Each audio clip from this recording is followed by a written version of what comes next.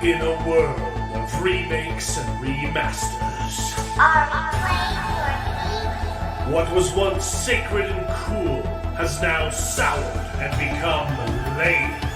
Radical. Gone are the days of Pogs and Cowabunga. Now is the reign of slurp juice and dabs. Kids these days don't even know how bad they've got it. Now it's up to the best generation to rise to the occasion and make a show that dares to go where a lot of other nerdy shows have already gone quite a bit.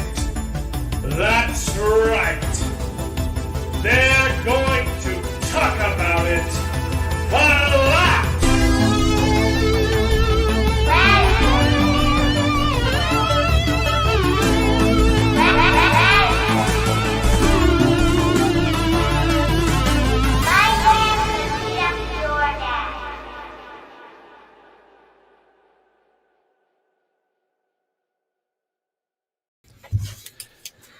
Hello, everyone, and welcome to the show. This is Best Gen, where nerds complain about nerdy things, and it's called Best Gen because all of us on the panel are más o menos from the same generation, and we happen to think that it's the best one out of all the generations. This is the best. Ours is the best one, not because we're better people than you are, but our at least our superhero TV shows weren't filled with orgies. So strap on in and prepare to wax nostalgic as we reminisce upon the days of yore while simultaneously complaining about the Marxist propaganda that Hollywood keeps pumping out of its sludge pipes on a daily basis. How's everybody doing tonight? I'm hanging in there, Yeah, doing all right. surviving. I'm not feeling great. I was streaming some Silk Song last night, feeling good, gave blood, then did the stream. And then was having trouble sleeping, so I played even more Silk Song. And then woke up with awful diarrhea. Oh, that's fun. So I don't think it's a flu or a cold, which I'd have to call and say, hey, you can't use my blood. But I woke up with the most pain in my stomach I've ever experienced, but it wasn't this isn't flu related. It's I haven't eaten in 12 hours and I have that problem. And so it was so painful. So I'm kind of a little lethargic. Mm-hmm. Oh, we'll get there, baby. We'll get there. Diarrhea talk first. And then we'll get to your priorities sorted out. I've had a long weekend. Gen X season 2 is airing now too. So we have even more orgies to watch, my boys. These our superhero shows are for the boys now, baby. What? Woo woo woo. You talking about Gen V? Last season of The Boys, and then I'll catch up on Gen V. Gen Z is the spin-off of The Boys. It's The Boys. I wasn't even trying to. Oh, I also love how you've called it everything but the actual name of the show. Oh, Gen X and Gen Z. X. It's Gen V. yeah. Oh, it's Gen Z. Oh, it's called Gen V. So V is the name of the drug. Jared, I haven't watched it, okay? What? I'm so surprised. I have no interest in watching a spin-off of the gayest show I've ever seen, okay? Hey, Jared. I already stopped watching The Boys after season 2, okay? Are you guys talking about Gen V? Yeah. No, that's the point. We're not talking about it. I see. Yeah. I sent Albeleo the link. Let me double check real quick to see if I hit send. Yeah, I got him.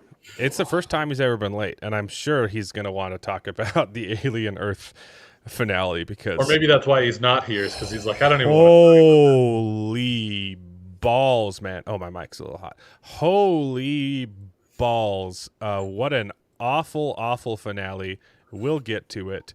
The director made some comments that I hadn't seen before, which make it so much better.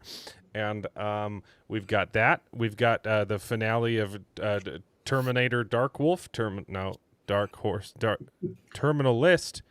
Wolf, which I think I'm the only one who's been watching. No, I watched it. You watched it? Okay. Well, I watched the first episode. It was for pretty the good. first time in like 6 weeks that we've planned to talk about Terminalist Dark Wolf, we will actually talk about the show tonight because there's someone on the panel who's watched it with me. I watched it too. I've watched it this whole time, just so you know. Right. Okay. I was going to say, you said but on you- the show. You don't tell I'm them. I'm There on were, every other week. but one of the weeks was Charlie Kirk, and so we didn't get to it. And then the other weeks you weren't here. We talked about it like for the first like 4 episodes. We're like, yeah, it's good. I'm liking it, and that's all we said. Yeah. I've been enjoying the Terminal List. It's a great show. Oh, you're so watching far. season 1? Yeah, it's Yeah. really good. And holy cow, Chris Pratt it amazes me the range that he has. I was thinking got about the some other day. range. He's got Yeah. some fantastic. I think he might be one of the best actors in our modern day. He's one of my favorites. Yeah. Although I But recently I am a little biased too, though. So you have to figure I'm out. gonna say I'm biased too. I like he's Christian, and I think that's swaying my opinion of him a little bit. Sure. the one thing he's not good at is going like really, really dark. I had to watch. I was forced. I was tied down. I was tied to the radiator, and my eyelids were taped open, and I was forced to watch The Magnificent Seven, the original, to go talk on Jacob Ironside's show. Mhm. The original, so not yeah. the one with Chris Pratt in it. No, but then I didn't finish. I didn't finish it. I watched like half of the remake, and it's fine. Yeah, it's I not watched bad. that. I watched It's that fine. recently. It's not But bad. like, Yeah. I actually like Chris Pratt is probably my favorite part of that movie. Like his character is super. It's pretty original. I think it's a cool take on a character that he's not like a great gunman, but he uses magic and sleight of hand to distract people before he shoots them. Yeah. It was Let's, it- Give me 1 second. the point of the story I'm was. cooking. Charles, I think you're going through the wrong mic, by the way. You're Am really I? buzzy. His performance is really good, and then randomly there's one scene where he tries to act intimidating, and you're like, oh, that didn't work. That did not work for me. I was liking the rest of the performance. Anyway, I love Chris Pratt. Point of the story: we got Terminalist Dark Wolf. We've got Alien Earth, which we'll have to save for Albeleo. We've got a ton of news. We've actually got some nerd news to cover this week. Nice. What? Nerd And way more political news. So I'm keeping the Charlie Kirk background up for probably a couple months because I don't care. Now I get to have his hand on my belly. Yeah. We got Angry Mexa. Always great to have Mexa here. Mike is off. So Yo. yeah, how's it going? Doing great. Great. Yeah, awesome. Okay. Oh, I forgot to mention chat. Okay, we got wonderful people watching the show.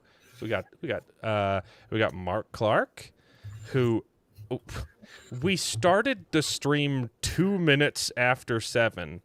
Oh and no, he's just commenting on you not having been playing Hollow Knight. Oh from. no, sorry. But he also had another one. No, I think that Let's was No. Joshua. Here's okay. Look. Oh, that one.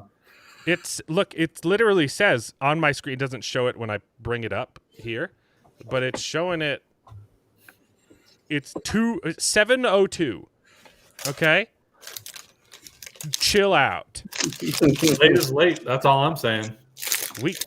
We started on time. We got Mark Clark. Mark Clark is our inaugural channel member, first one we ever got, and he's an awesome guy. And if you want to be as awesome as Mark Clark, you too can become a channel member for 99 cents. I made it as cheap as possible, But the perks are just out the wazoo. What are some of the perks you get for being a channel member? Wow. I'm glad you asked. Let me count the ways. You get emojis in chat. Ooh, everybody wants those. I'm getting like some weird buzz in my headphones. Emojis in chat, yay! And you also get early access to some of my videos, which I haven't made a lot of recently. You also get exclusive access to some unreleased demos of music that from my second album that probably won't be released for another year. And you get the peace of mind of sleeping at night knowing that you are helping feed my kids, because I won't do that. Also, if you want to become a channel member, you too, much like a papal indulgence, if you become a channel member, you can also become it's a technicality, okay, and no blood, but you will become a Mexican on a technicality, which makes you technically a POC. I almost said POS, a POC, which means you can't be criticized. So buy your diversity shields today and become a channel member. We got Mark Clark. We got Jared Bennett. Oh, that's you. We got Mark Clark. That's not. We got Shadowmaster, who's gay. I was trying to click on. We got Fadeon, who's a commie. Yay! We got Joshua Templeton, who's also here. And did I miss anybody? We got Martina. Martina's watching. She doesn't always watch the show, but we can always tell when she is, because her cackling hoots can be heard from 3 stories up if we tell a really good joke.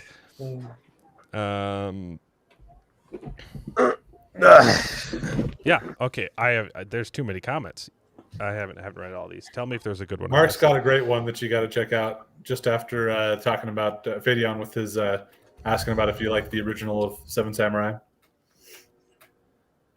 No, I liked the original. I didn't say that.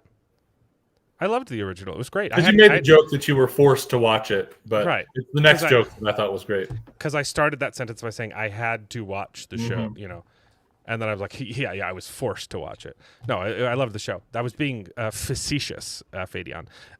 Isn't it? Terminalist slow horses. Yeah, okay. Slow horses. I thought that was a great joke. I think that deserves a little bit more credit. Did you already watch season 4, Jared? No. Well, season 4, yeah, it's season 5 that came out, isn't it? Season 5? No, I haven't started it. I just saw on your list that it came out. I didn't do it. I want slow horses. You got to pay attention to, and I've been playing a lot of Silk Song, so I actually caught up on I put in the thumbnail Tulsa King. So I watched all of Tulsa King season 2, and the first episode that aired this week. I started watching that first season, and it was okay. It gets better. The first season is okay, and then you're like, oh no, this is fun. Season 2 was better. Well, it's kind of a fun premise, right? Like he's this drug like mafia boss, right? And then he comes back after getting out of prison, and he's like, all right, how do I get back into business? And it's just he turns up at a marijuana shop, and they're like, yeah, this is legal now, and you're like, wait, what? Like it's Taylor Sheridan but fun also, which is you don't typically see from Taylor Sheridan. So I'm enjoying it. Yeah. I decided to binge that too because I was gonna end our Paramount Plus subscription, but when I went to go cancel it today, they gave us another month for free. So you got another month before I'm canceling that one, guys. Couldn't sleep last night. Well, wait, what? Oh, you looked into Blue Sky? Why? Why did you do that? I also missed bath times in the chat too. I missed that one. That sounds horrible, Shadow. Well, at least they're getting rid of it. But yeah, no, Blue Sky is a cesspool of pedophiles. Yeah. Yeah. Dang. I've only heard terrible things of Blue Skies. I've never been. But I hate it because it's my favorite song, Blue Skies on the Sea. Bathtub. This isn't hyperbole. The director literally did an interview and said that the TV show is entirely Marxist propaganda. Yeah. So we'll get into that. Show? I know. If you watch the show, I think you might catch on to some themes. Which show is this? Alien Earth. It's anti-capitalist filth. Let me just try. How you been doing, guys? Does that fix my problem? You It's know? like really. It's not any of your. It's like really echoey in my microphones right now. So I think that sounds better. It's on my end. I can tell it's not something with my settings. What are we doing? So many comments. I love that most of you about my hair. Thanks, Mark. Bro, I went to Mexico City last week. Oh. And I went to see Kendrick Lamar live, bro. It was so cool. Oh, cool. Yeah, I love Kendrick. I mean, I know that he's a leftist and he's so like, he's got some okay black songs. people get, whatever, discriminated against and shit. And I mean, they do, but he's too leftist. But I like his music, and the concert was banger. Nice. Yeah, really good concert. But I came back very sick, so Yeah, that's why I've been off for a little you're bit. good company, man. I'm not feeling great either. So, yes, Jared does have a sex swing behind him. We've made that joke a couple times actually. I don't even know if I've heard him talk about it, but I definitely was like, "What is that?" Yeah, okay. It's a really comfortable chair, except for the problem is it tips over all the time. It doesn't look comfortable. It looks like your neck is just going to be kinked the whole time. Well, no. Okay, you got to take a better look at it. Oh, okay.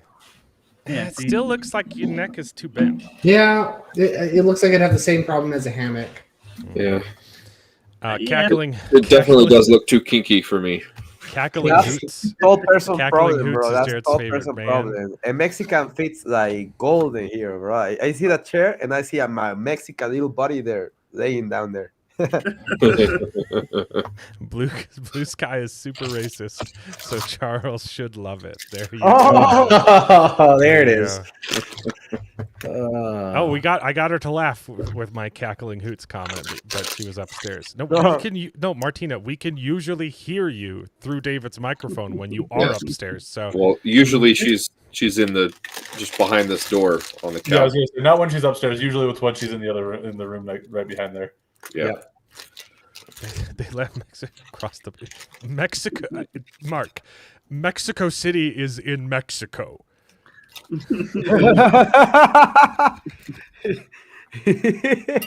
See a game. It's a gaming hammock. Oh my lord, that's a gaming hammock. That's a good one. I would love a gaming hammock, bro. Gaming chairs are silly. A neck. All right, so let's see. Oh, still no value. Okay.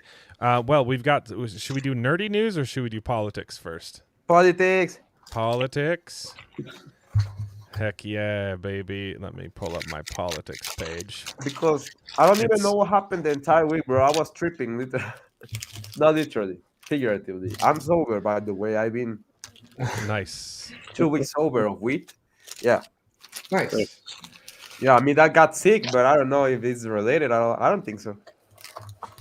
Joshua votes for nerdy news first. I have 4 times as many political tabs open. Oh, okay. Nerdy. Nerdy? Okay. Yeah, it's fine. Switch to nerdy. Yeah, these will go by quick. This is just announcements. Yo, Joshua, I love your screensaver or your profile picture. That's my favorite snake.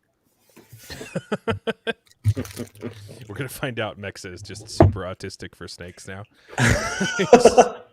I am very. I've been misdiagnosed with autism like 3 times, bro. 3 times. That snake is a yellow-nosed golden black retriever, and it's the most deadliest venom. No. Yeah, it's we call it coralillo here in Mexico. coral viper. Yeah, Coral snake. Yeah. Coral coral snake. snake. Yeah, it's the most venomous one. See, the problem is Jared made a promise with God that no blade would ever cut the locks of his hair. Because if he ever got a haircut, his wife might actually want to have kids with him. So I beat Mark Clark to the joke, everybody. Hey, Nice.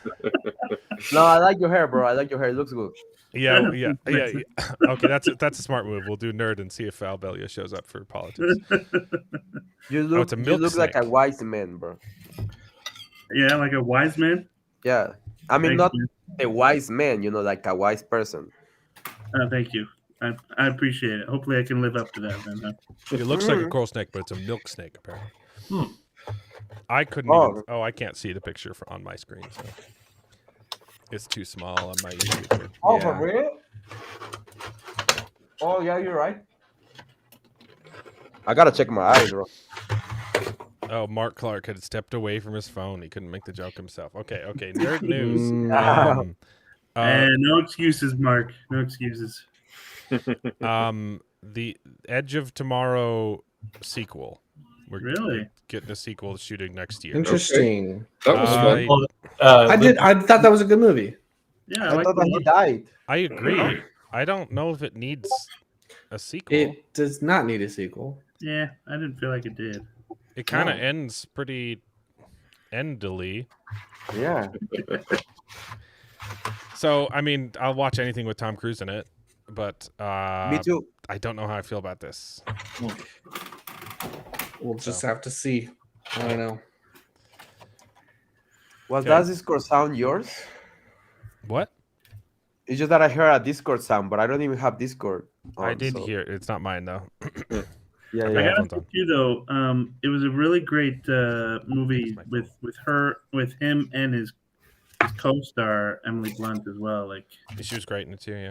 she did a really good job on that one. Yeah. But the problem with the sequel is you'd have to come up with some convoluted reason why. Because if you're doing a sequel and you're not doing the time loop, Yeah. why do a sequel at all? Now there is room for a sequel within that universe, right? Like that story. Yeah. Obviously, stuff happens after the time loop ends. But like, do you want a sequel that doesn't have a time loop in it? And if it does have a time loop, it's going to be a stupid reason because now we've already got Emily Blunt and who got a time loop, and Not then necessarily. I could think see. that- I could see a got two. prequel about Emily Blunt having that because she had sure. the time loop previously and she lost it. Speaking of Blunt, what kind of segue is this? It was a blunt James segue. Blunt. James Blunt. That's Oh, James Blunt. Right. Okay. If someone else was infected with the time travel blood and it resets his day after beating, so he has to beat the aliens again, maybe. Yeah.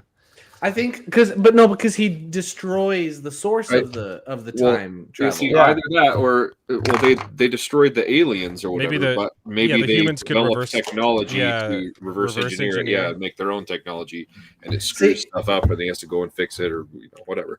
Maybe. Lots of methods. I think a prequel could prequel work. would be better, A prequel could work. but it's prequel could still work. unnecessary. A sequel, I don't know. I've mixed feelings. I'll watch it, but Oh, yeah. man. I'm intrigued. I was not a big fan of Emily Blunt until I saw that movie, and then I saw the Fall Guy. I like her there too. Fall Guy was fun. Okay, she's good. That was a fun movie. She's a really good actress. We already knew that Spaceballs 2 was happening, but it's official that, I mean, I doubt they would have made the movie if Rick Moranis wasn't going to come back. It's also not news that Rick Moranis has said he wants to start acting again. He was supposed to come back like 5 years ago to do Honey, I Shrunk the Kids movie, but Disney sucks, and that fell through. COVID. Another Honey, I Shrunk the Kids. Yeah, number 4. And so none of this is really news. It's just nice that it's confirmed. He's in Spaceballs 2. Put in a slight plug for one of his Not other only that, though, that movies this in his is meantime called Brother Bear that he did a voice in. Great movie. Yeah. That's a good movie. I just really hope that Wanda Sykes is also not writing this one. because she ruined History of the World Part 2. History of the World Part 2 like had a handful of like really really good bits, and then Wanda Sykes. Yeah. I got the right person, right? It was Wanda Sykes. I believe so. Yeah. She was awful. Yeah, the bitch that looks like Oprah. Yeah. So yeah, they're filming. I wasn't sure if Mel Brooks was going to also return to play President Scrooge, and I wasn't even sure if he did, if that would be a good idea, because he's basically like 2 years from the crypt. Like you. I mean, you saw him in History of the World. He's Skyping in his bits, for that show. Yeah, exactly. Love him, but like if you bring him back and he's just in a wheelchair the whole time, is that going to be funny? I'm sure Mel Brooks could make it funny. Yeah. Right? But it is confirmed Mel Brooks is also returning. He via Zoom. It only confirmed that he was reprising his role as Gilbert. But I'm presuming that he's also going to play, President Scrooge as well in some capacity. That could even work in the movie though. He zooms in like in character. Yeah. Like you only ever see him via like conference, Yeah. I'd take it. That could work. Yeah. But Josh Gad is also the first time that we've confirmed the rest of the cast as well. Like there's been rumors of everybody, but they actually released a list of all the cast. All the original actors are reprising their roles. We got Bill Pullman. We got, and then we got Bill Pullman's son is going to be in it too. Of course, we don't have John Candy, but we have his son is going to be part of it as well. I don't think his son's going to be playing Barf though. I think I'm probably assuming like it's going to be son. Barf's son or something like that. They said they've got why am I forgetting his name? Isn't it Olaf that's going to be playing?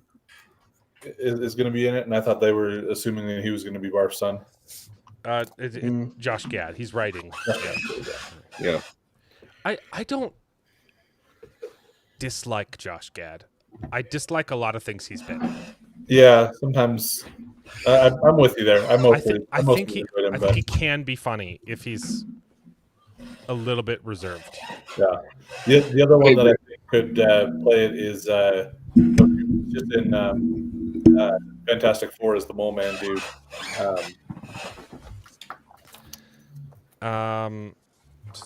What are we doing?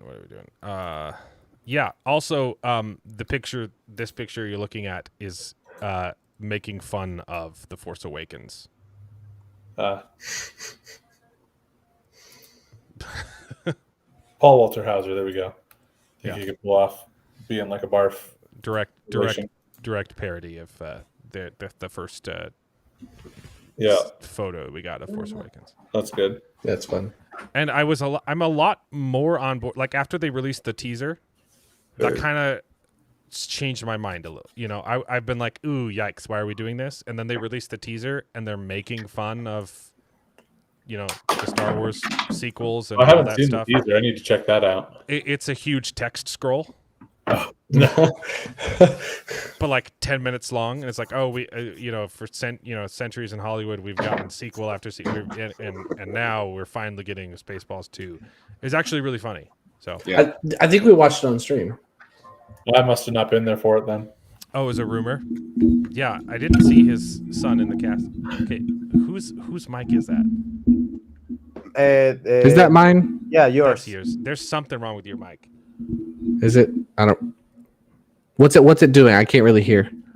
It's that kind of echo. He's like, I was gonna say I'm actually hearing kind of the vibrations coming up. Like it sounds like the vibrations coming up through the arm. Yeah. What happens when you move the arm? Yeah. You move the arm of the mic, and the arm of the mic causes vibration, and the vibration is taken up by the mic. If I don't touch it, is that okay? Yes. So far, you're doing okay right now since you stopped touching it. No. Okay. Touch it. Albeleo, It's good to have you, Albeleo. you stay out of this. Don't bring your ASMR fetish onto the stream. Peacemaker 2 up in this bitch. Oh, I don't think I watched Peacemakers. Oh, Charles, you missed the best episode. Even I tuned in because I heard what happened, which is what we all expected to happen. So I played I watched the last 10 minutes of this episode because I had to see it for myself. I don't know what happened. I hadn't heard anything. Well, it's confirmed. Confirmed that the alternate universe is racist. Yeah, it's Dimension X. Yep. Wow. The Nazis won, and all POCs are in concentration camps, and that's why the world is such a good place. That's not. They have terrorists there. They Why am I have not watching this terrorists show? there. Well, Yeah. but they're the good guys. Oh, are they making the terrorists out to be the good guys? They're fighting against the dictatorial regime. Are you kidding me? They're doing the Falcon and the Winter Soldier.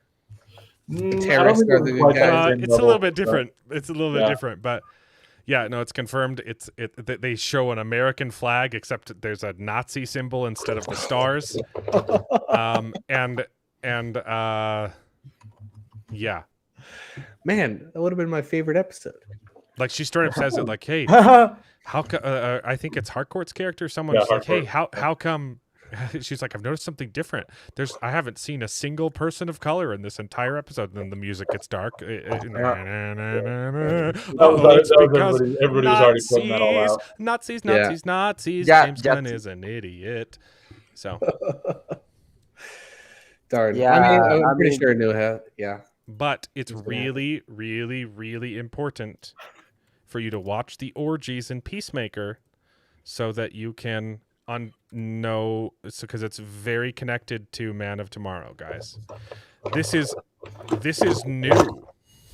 This isn't. He came out and said it again after this episode.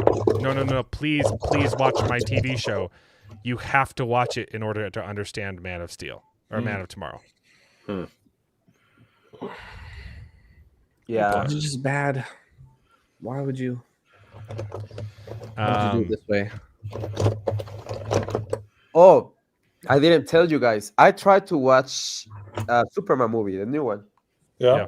I got into 10 minutes in. I turned it off. It's absolute garbage. It's trash. I couldn't even make it to. I was screaming on the top of my lungs with the fucking dog. I was like, "What?" The dog was a bit much for me. I was supposed to like the movie, but the dog did You not. are Superman, bro. You are Superman, bro. I surprisingly didn't hate the dog as much as I thought I would. I didn't see the entire movie. I just saw the beginning. That's why I hated the dog. Only the beginning. It's like, and then the relationship with the girl. She's so annoying. Why is she a bitch? Yeah.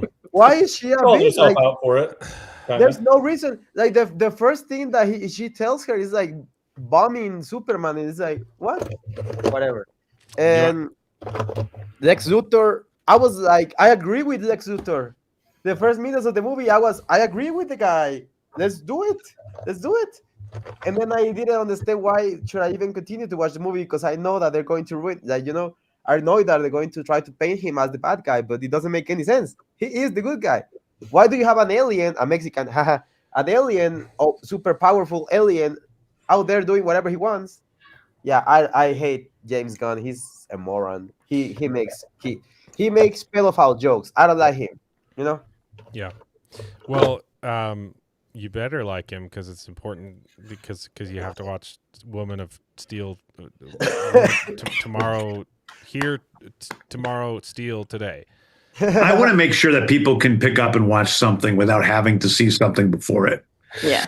So that said, episode 8 is important to Man of Tomorrow as anything. So I didn't know that he started it off by saying something stupid. Yeah, the complete opposite of what he says in the next sentence. I hate it when people do this. So anyways, I did it. Okay. Interesting. Yeah. Interesting. Yeah, it's really important that kids watch the orgies if they want to watch the Superwoman movie. No, that one's the new. That one's the not. That's not Woman of Tomorrow, or it's not the Supergirl movie. That's a different one. There's orgies. Oh no, this is Superman 2. You're right. Yeah, you're right. Yeah. So if you want to watch Superman 2, you need to watch the orgies. Oh my god. So that just means that the second Superman movie is just going to be about him beating up Nazis. Probably. maybe. I don't know. We'll see. Which I hate it, bro. I couldn't even make it through like Game of Thrones because of how much sex there was in the first season. I mean, it got a little bit better later. A little. Yeah, don't watch Peacemaker then. Yeah. Truth, justice, and the Marxist way, everybody. How does Charles not know about Dimension X? Yeah, there we go. See, now we're getting into the dick talk. I don't read the comics. Now we get into the dick talk. Yeah, I watch all a Superman. bunch of different breakdowns of it that everybody's pointing all those things out. So that's how I was aware of it. Yeah. And I did watch the Arrowverse, and they dealt with Earth X at one point. Yeah. Also, he said something really stupid yesterday as well. He came out and made a statement saying Hollywood's dumb because in all of their superhero movies, everyone is a freaking anti-hero. Yeah. Everybody's an effing tool. Isn't he the one that made like every single character that James Gunn has ever written? Yeah, is an anti. Look, read. This is so stupid and tone deaf. Everybody's an effing anti-hero. Everybody's too effing cool. What about not being cool? What about being a nice human to someone? Okay, he's trying to like spin it because the whole like punk rock from. Because maybe friendship was the punk rock we found along the way, right? From the you're not going to understand that reference, Max. It's from the Superman movie. Why is that considered old-fashioned and Pollyanna? Oh, gee, I wonder why civil discourse is now considered old-fashioned. I wonder what side of the aisle. Or what, maybe Hollywood has been spending decades pushing degeneracy like the freaking orgies in your TV show. Can it just be nice? Like actual orgies? Like full on? Full on orgies. There was the first 3 episodes you could not watch without seeing a naked woman. Without seeing a naked... anybody. Yeah. There's penises okay. too. When you say woman, I was like, finally, but then you said anybody. Okay. I'm not gonna watch the first episode has both. Second episode has a little bit of both. But yeah, just grab a piece of paper and put it over your screen sometimes. Give me a second. Sorry, tonight's show's not very family friendly.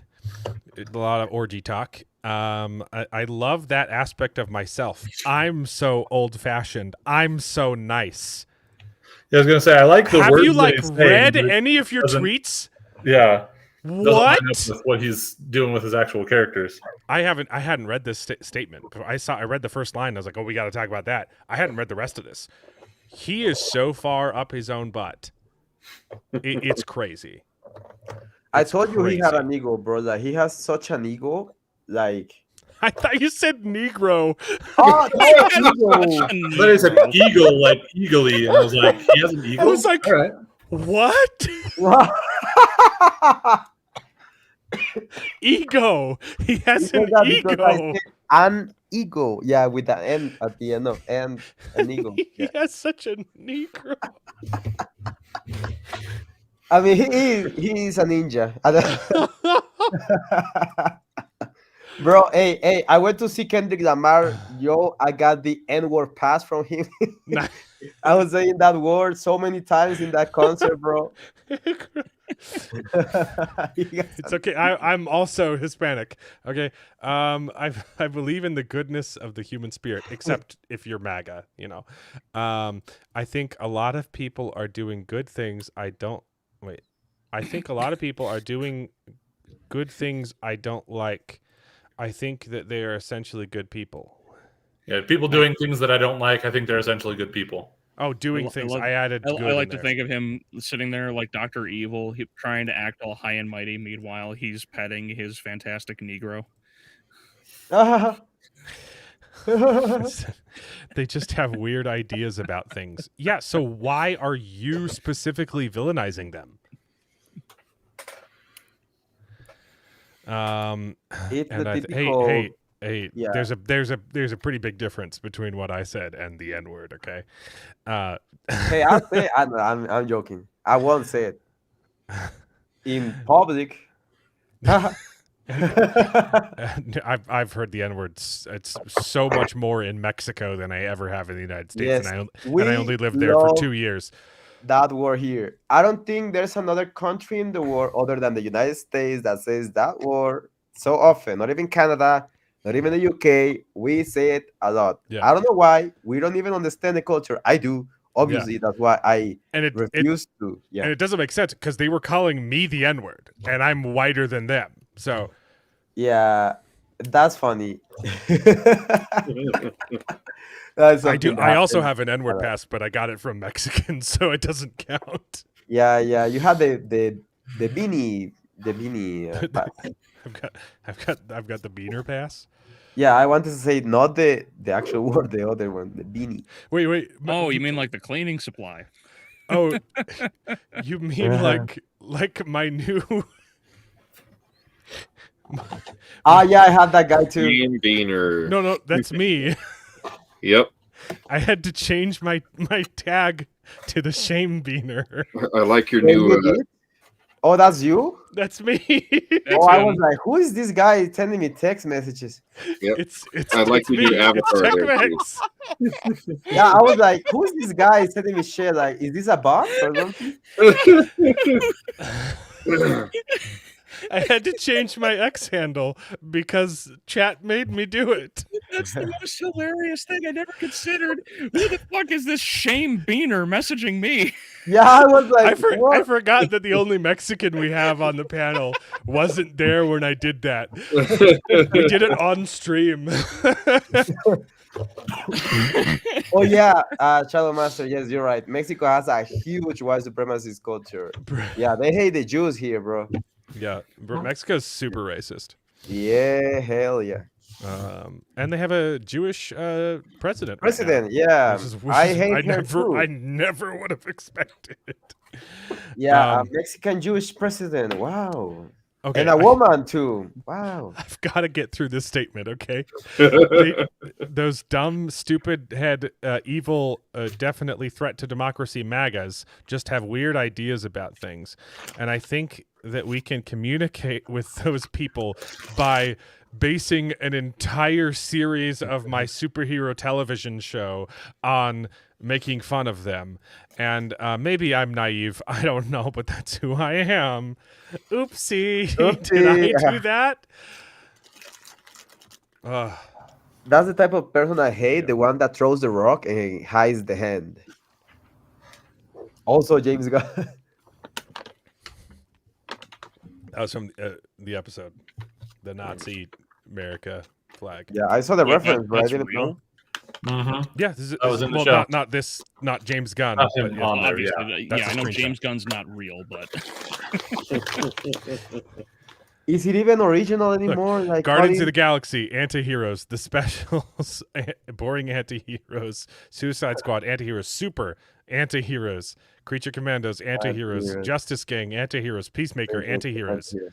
Like that's my biggest complaint with him, with his statement. I like what he said. The words that he said were good words, but he's describing himself with saying that everyone's just anti-heroes. The closest he's ever come to writing a regular hero is Superman, and he did a bad job with that. He did a decent job of it, yeah, but not amazing. And outside of Superman, the rest of the movie is filled with anti-heroes.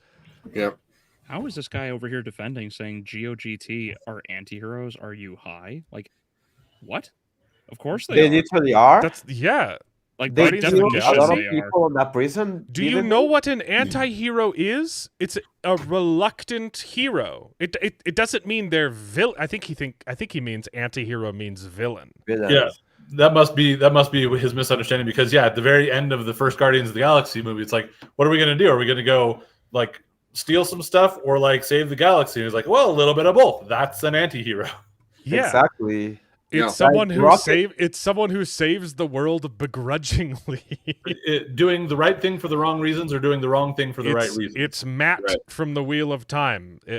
He's a good person, and he doesn't ever want to help, but he's constantly thrown into situations where he's forced to help, and so he says, "Fine, I'll save the freaking world." So I had to bring Wheel of Time in here somewhere. It's my quota. They're bounty hunters. They're not even bounty hunters. They're smugglers. They're thieves. Yeah, Rocket steals also body parts. Also, I like anti-heroes. Okay, me too. If they're overdone, that can be exhausting. But Han Solo is awesome, and anti-heroes can work with heroes. Like, he's just an idiot. And I think there's every time he opens his mouth, kind of his idea here of, maybe they have different ideas about something, but they still try to do good, kind of thing. That might be something that would be portrayed as an anti-hero. But again, that's exactly what he's doing. So like, feeling like trying to criticize that in modern characters is kind of odd. Where didn't James Gunn touch it? Yeah, great comment. James Gunn hurt me personally, absolutely. He's just an idiot. I just like I would like him. I would, and I've enjoyed a lot of his movies too. I just shut up. Every time he opens his mouth, I want to vomit. More news. Is this the Batman, Aztec Batman? This is Aztec Batman. Have you watched it yet, Mexa? That came out in Mexico, actually. So I am still in time to watch it. It's right now in theaters here in Mexico. I didn't watch it last week because I was, sick. And, actual quote, actual screenshot. Actual quote. Being said by an Aztec to a Spaniard. Yep. Wow. It's funny because remember the time that I told you the reason why they were sacrificing children. Yes, you told us. You went on a very long rant about it. Yeah, because I hate him. I hate them. Yeah. Sorry, Albeleo was saying something. I was just saying, and it would be really funny if they just hard cut over, like the camera pans over and there's just a kid getting his head ripped out. It pans over and there's a head rolling down the pyramid from Apocalypto. Just bouncing off the steps. Yep. Everyone should watch Apocalypto. That movie's more great. people should watch Apocalypto. Yeah, it's very, very, very. When I saw it, I was like, "Oh, this is my city. This is my town, bro. This is my pueblo." Finally, I can see myself in Batman. Finally, I can relate to Batman. Do you feel seen? Do you feel seen, Mexa? I do. I do. I feel. Do you feel bonita? Yeah, do you I feel like represented? I can go back to those human sacrifices without, repercussions of the globalized world. Oh, a Wonder Woman movie? Yikes. He would take the joke name Wonder Stripper a little too seriously. I think she would definitely be doing some BDSM with her lasso. So, I mean, that is. I bet he makes Ana de Armas or some bullshit like that. Wonder Woman. He's doing a miniseries after the Passion Part 2. Yeah, he's doing the Siege of Malta museum. I heard about that. Oh boy, yeah. Now we need an African flash. We need an African Flash.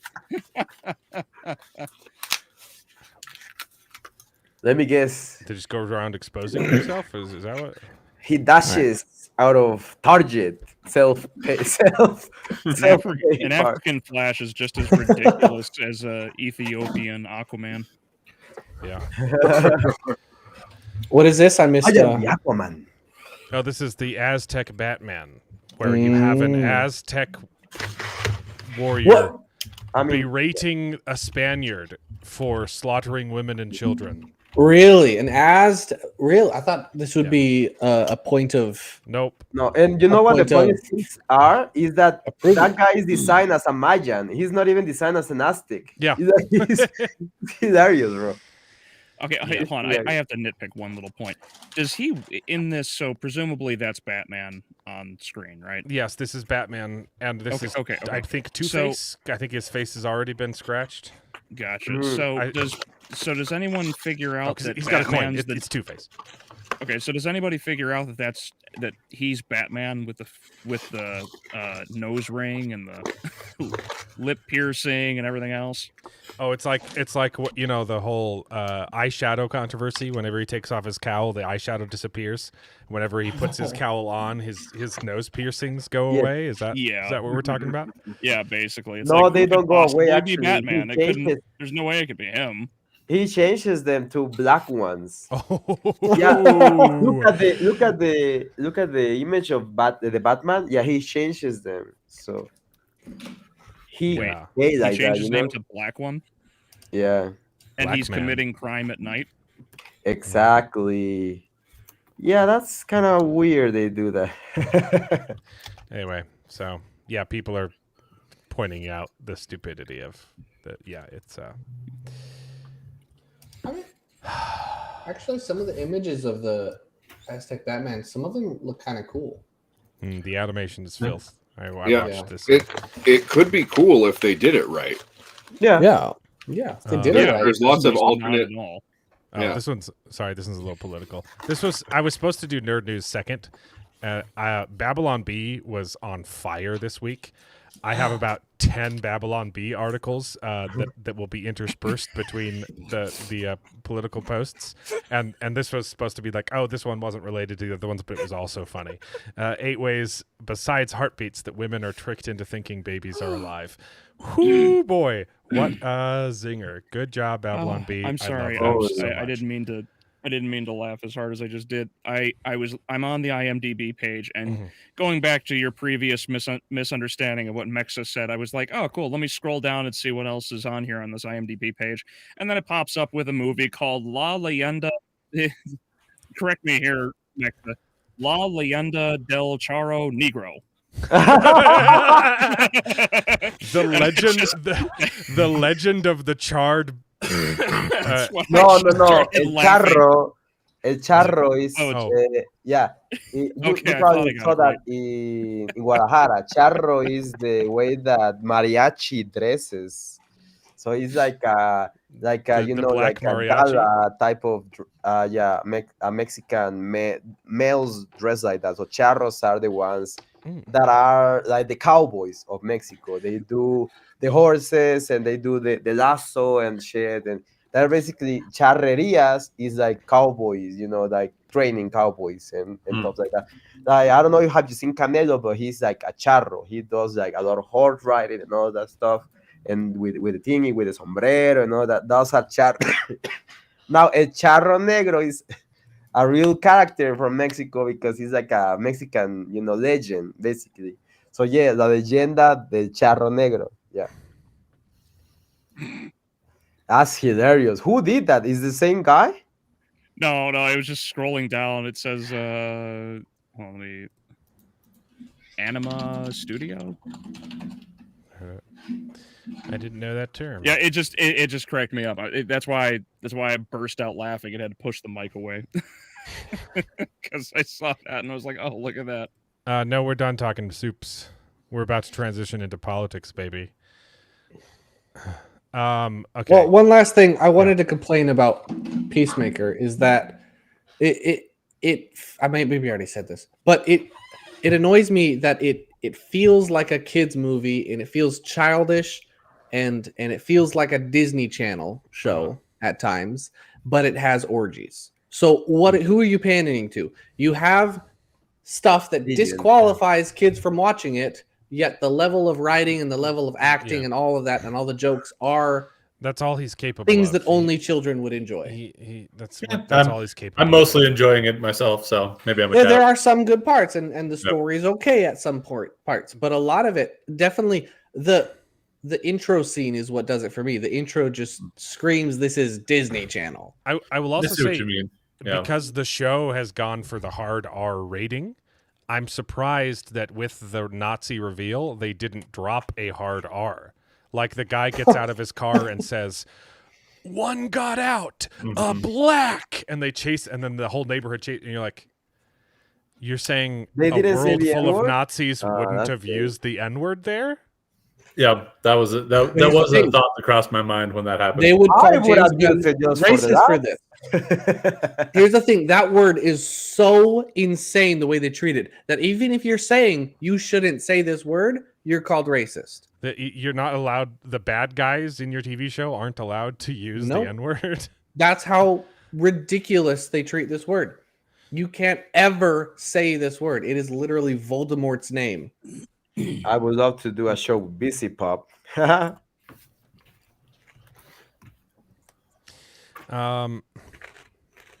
might actually dip out a little bit early today, though, but always we were fun gonna chatting nerd news.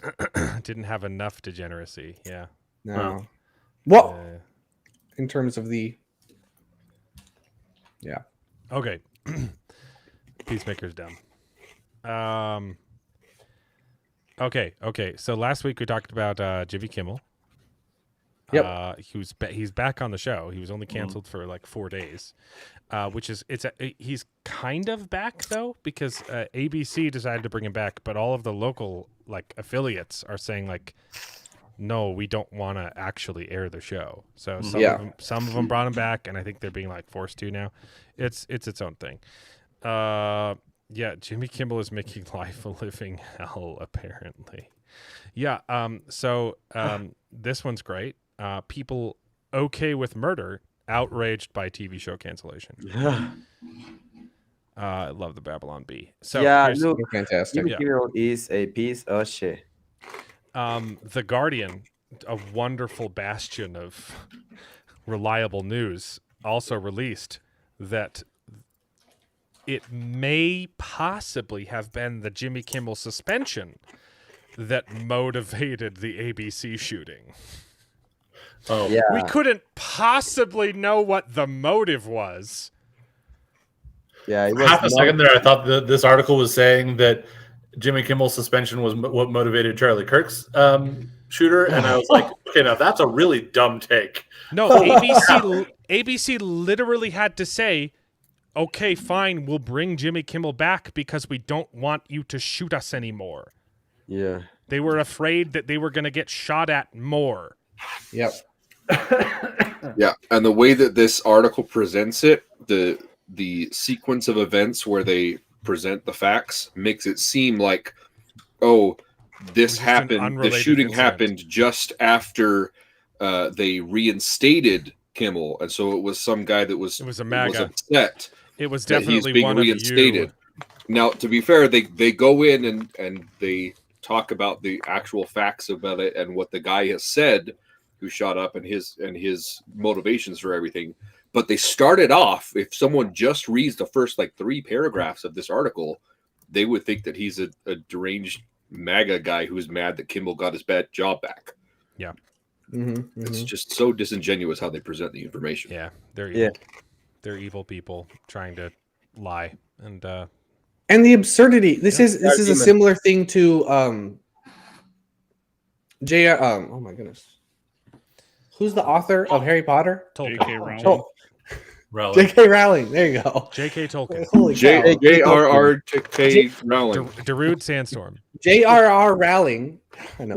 voice. She is she's a liberal, but she disagrees She's a with wacko leftist. She disagrees with one thing, and they disown her. They call her insane, and they drop her.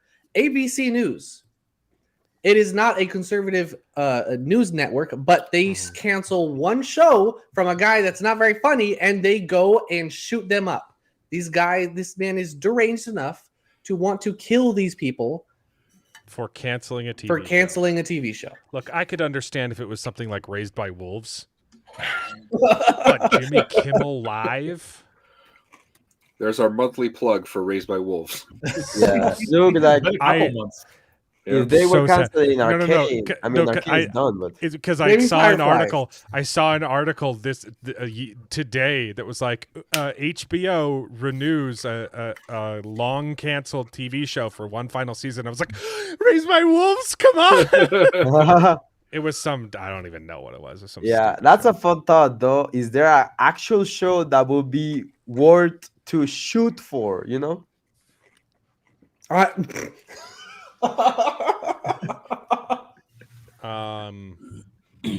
I thought that was real for a second. Nah. That's how they were treating it, though. That's how everybody The treated first it. victim of Charlie Kirk. He was censored, guys. It was government censorship. And definitely don't pay attention to Google admitting that the government forced them to censor conservatives on YouTube the same week that Jimmy Kimmel got censored by the government. It turned out that they've said, the FCC has said, we weren't pressuring them. ABC has said we weren't being pressured by the FCC. It was a choice that we made. Yeah, they were pressured. And they're like you said, still by trying to Monopoly. push government. Trump tried to cancel my show because he doesn't want me telling the truth. The same week that Google publicly admitted that the Biden administration forced them to kick conservatives off of YouTube. Yep. Yes. Oh my lord. We are fascists, everybody, for But you will canceling a never- guy who celebrated murder. Have you guys ever seen? To be fair, those, he didn't celebrate murder, but he did tell an egregious lie. Sure, Jared. I What? think that's still even painting it He a little tried bit to justify drastic. murder, more I don't think like it was even he half that tried bad. to justify it. He knew, dude. He knew it was a lie. The He the knew it guy was a had lie. a tranny boyfriend, girlfriend. The- That's not a MAGA. But The that's only the thing thing is I think the only thing you he can was say still is he was just making a joke about the way that it was being handled, not necessarily trying to make a statement. As He to was who the saying person they're was. trying desperately to prove that the shooter wasn't MAGA. Yeah, he literally I said think- Not a those joke. words. the He only even thing said you those can words. say is that that show. Especially if your show is being subsidized by the government. That's propaganda, dude. That's an actual lie. It's illegal to do. I mean, that would be Yes. defamation. In which case, That the government lies. does have the right to censor you if Yeah, you're being that's subsidized that's by the the crazy government thing. and lying about it. That's the crazy thing. The FCC actually would have legal precedent to cancel Jimmy Kimmel's show. And that's not even what happened. So even if what they're complaining about was true, it would be justified. Absolutely. They didn't even But- force him to apologize, which is way worse in my opinion, because he was like, "I don't apologize," and he's like, "You're gonna burn in hell, and I'm gonna enjoy it." Yeah, the only grace I think you could give him is that his show was maybe recorded early the night of, and they didn't get the live. information. Charles, it's live. It's live. I don't know when The they went information live. was I guess already out. But I had heard that when he went live, there wasn't all the information. They hadn't still caught. They knew the identity of the shooter, and he was still at large. And they had posted there's the nothing you could pictures. say. They That's had posted the pictures of the ammunition. Exactly. But, like, that's and had grounds for, released like- what was written on the information. That was public statement. Like, before that yeah, went a live. few hours- I remember the first that's news was the that's hindering an investigation. Is telling everybody, no, don't look for the real shooter. Don't be worried for your lives. I don't know if Now I actually want to watch the entire monologue because I feel like the clip that we got is just a piece of the iceberg. I think that there has to be more. I've watched his monologue and his monologue since he's been back, and he's critical of Trump, but other than that, I think he was fine. I don't think there was anything that was worth being canceled over, honestly. I agree. Other But than- I think that it was really just an opportunity that because from what I heard, he's had pretty low ratings for a very long time. Pretty low. That's where I'll give you some credit in terms of why he was actually, maybe what should have been. He So was I This was an losing. excuse. This was I a think that- the guys scapegoat are to get gay. rid of him. That's exactly what happened. It wasn't government censorship. It was Disney, ABC waiting for an excuse to cancel him. Because look, Yeah, basically. But it turned into we're the bad guys. But even if it were true, I think there's a legal precedent.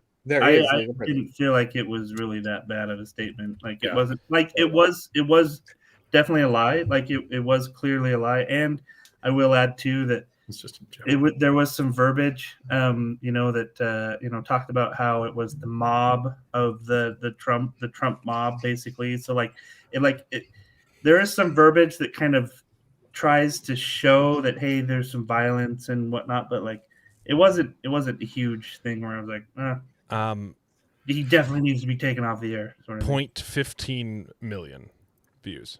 Which one's he on? Not good. Funny you bring that up. I literally got a letter in the mail today from Nielsen saying like, hey, we want to have, do you want to participate in the Nielsen stuff? Do you want to be a Nielsen viewer? Well, see, this is actually interesting because it's not just like his show. It's like all the late night. Yeah, it's all the other ones. It's comparing them. Right, because they're all the same. Yeah, like none of them are really. They've all gone ultra Trump derangement syndrome. I used to watch a lot of these shows. And they were entertaining. They haven't been entertaining for decades. I was the guy I used to watch SNL religiously. Literally. I mean, they were doing better stuff back then when they were not going so nuts about Trump all the time. Like they had one good Trump joke on 2016 and that's it. And after that they would just went ham in it. And that's literally how I figured out the entire matrix, basically. When I started noticing the patterns, why are they all trying to make fun of this guy so badly when it doesn't even make it's not even funny anymore. When he was loved by the media and the left, right up until the second that he announced his presidency. Yeah, Trump was in countless like rap songs. Like black people would aspire to be like Trump. Yeah. Yep. He was quite literally a poster boy child for the left and the media. Even when he announced his presidency, the left it wasn't the reason he got so famous is because he went on talk shows. The left covered Trump more than the right did until he won the nomination. And then they turned and called him a Nazi. Yeah. Because they wanted him to win the nomination because they could turn him into a character. The Shake Weight commercial was hilarious. Jimmy Kimmel has done funny things in the past. So, anyway. This was not government censorship. That was funny. But I think it should have been. It could have been, and there would be no issue. With government subsidized. But don't worry, guys. Pedro Pascal stands with Jimmy Kimmel. But, not with Gina Carano. So, some idiot responded to this one saying, this is a bad comparison. Gina compared anti-vaxxers to Jews being killed at Auschwitz. It's crazy that people still believe this. What is this referring to? I've never heard of that. Gina Carano got fired from The Mandalorian. Yeah, I can't because she tweeted out. She said, "Hey, I've been noticing that the political dialogue has been getting kind of crazy recently." And she posted a screenshot of like an article from around Nazi Germany, and she said, like, if I remember correctly, the reason that the Holocaust happened, it didn't just like day and night people started killing Jews. It started with people, saying bad things about them. No, it was demonizing their neighbors. Mm-hmm. Yeah. She literally said, "Hey, let's be nicer to people so that we don't start down that slippery slope that leads into Nazi Germany." But she got canceled. They said, "Wow, you think people who don't want to get the vaccine are suffering just as much as the Jews in the Holocaust," and she got canceled. That's crazy. I knew that she was canceled for basically saying "let's be nice." I didn't know anything about anti-vaxxers and the comparison. Well, that was kind of the she made several comments saying those things. Yeah, she made several comments about the COVID vaccines and a lot of things at that time. So they're conflating the two comments that she made that she got in trouble with. Even still, what she's saying is, hey, we shouldn't be demonizing the Jews. Oh, right. So if she is comparing them to, we shouldn't be demonizing anti-vaxxers. It was this, and also she changed her pronouns on X to beep bop boop. Yeah. And what her complaint was is that, wow, people are really coming after me as though I was some sort of Nazi sort of thing, you know? Like I was some sort of because she didn't have any pronouns. Yeah. And they were going after her because she didn't have any pronouns. She was like, okay, I can't change my pronouns to beep, bop, boop. Albeleo, what's the problem? Speaking from my past as someone who was a few steps shy of full-on Bernie bro, the conflation is part of how they argue as absolutes. Yes. You are ironically, it's 1-0 true, false, A, B. Ironically, the most binary of thought comes from the people who claim to be non-binary. Yep. There is no middle ground. They will say there's middle ground for discussion, but only if you give them the inch so they can take a mile. There is no actual conversation to be had. They'll say morality is gray. It's not. It's very distinctly black and white. They'll say that, for example, they'll say that abortion is totally fine, that it's a right that should be needed. But when you say no, abortion is wrong, period, then they will argue the gray middle ground and say, what about incest? What about rape? What about this? What about that? Because it's always about their version of the altar. For Catholicism, and the rest of you guys will understand this, in being good Christians, we're supposed to sacrifice ourselves for others, being good people. The difference is, just like evil, they take the altar and twist it into something macabre and turn the altar of sacrifice into the altar of sacrifice for me. Because instead of allowing Gina to say her piece and say, you know what, maybe we should all chill out and stop blaming our neighbors for everything, they said, no, you're a Nazi. Instead of, maybe she's right, we should tone things down.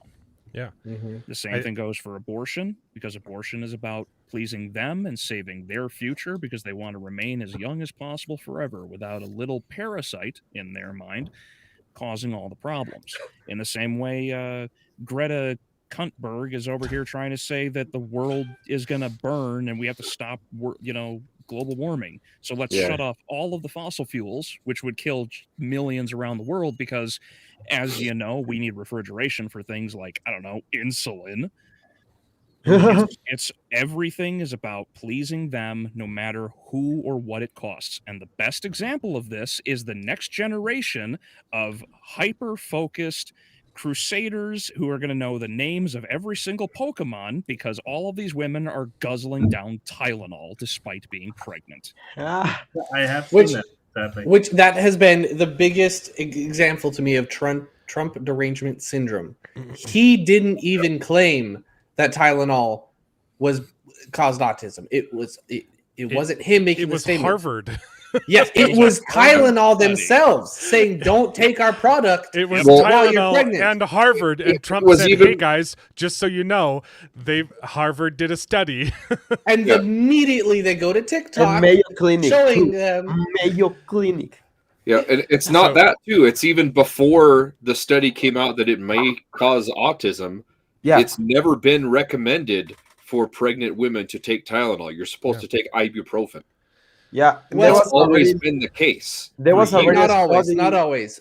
I was talking to my friend here in the ward, and he says that his wife was recommended Tylenol because she's pregnant right now, and she was said that Tylenol was one of the one that you can take. Is the only you can literally read the back of the women bottle. Can take scarcely. They need to take it very, very few times. Sparsely. The problem is when they take it too much. Right. Yeah. Albeleo, you mentioned Christianity and self-sacrifice, but wasn't it Jesus who said, "No greater love hath no man than this"? Then he forced his neighbors to use his they them pronouns. That's it. I think what? Yeah, because Lemao. getting angry about not being called what you want to be is biblical. Yeah. Yep. After all, Jesus did say on the cross, "My pronouns are." I couldn't think of it. Forgive. Pronouns are your No! God. Shut up! Forgive they them. For For they know not what they misgender. Oh, it's crazy. No, bro, but Yikes. I don't know if you guys know about this about me. I mean, technically Mexican knows this about me, but I used to be a hardcore leftist to a point, and I've never told this to anyone actually, but I want you guys to know. I thought that I was trans, literally. Like I thought in a moment of my life that I was a woman, that I was not born a man, right? This was before it was even a trend, or it was even known term. It was way before 2016. I'm talking about 2014, 2012, that kind of things. I was a hardcore leftist. And what you said, Albio, I'm sorry, I always butcher your name, bro. Albiolo. I'll excuse the Yeah, accent. it's really, really true. It's like, first of all, the root of this type of thought is that they hate human beings because they hate themselves. I hated myself and I didn't like myself back then. That's why I wanted to be someone that I'm not. I wanted to be so bad a woman, which is ridiculous. Um, and back then I was like, okay, I don't want to cut my dick off, so I'm not gonna be a woman. that was that was the extent of my logic, but I still was like, okay, maybe I'm not binary or whatever. I don't fit in the mark. And the reason why I don't fit on that mark is because everyone is an individual, but that those people are not individuals. They renounce their individuality for the sake of the cult. Yeah, the entire movement is antithetical to itself. It's a complete contradiction. It's all about self-love and self-acceptance, but they hate themselves. Yes, they my hate God, the yes, body actually. that they don't love the body that they were born in, and they have to change themselves to accept themselves. It does not make sense. It is not logically consistent, and it is not healthy. It is not good. Exactly. And I literally, when I started doing those deductions, is because I started watching Charlie Kirk, and he started making a lot of sense. And I was like, okay, yeah, this is the logical answer. Like, yeah, abortion is murder. It's a new being growing inside your body. It has nothing to do with you. It's not your same DNA. It's a complete foreign, you know, human being growing in your body, and you are sustaining it. So that's why he's killing it. But yeah, I was the trans antichrist. So exactly, and I started thinking like, why would someone recommend me to change my gender instead of loving myself?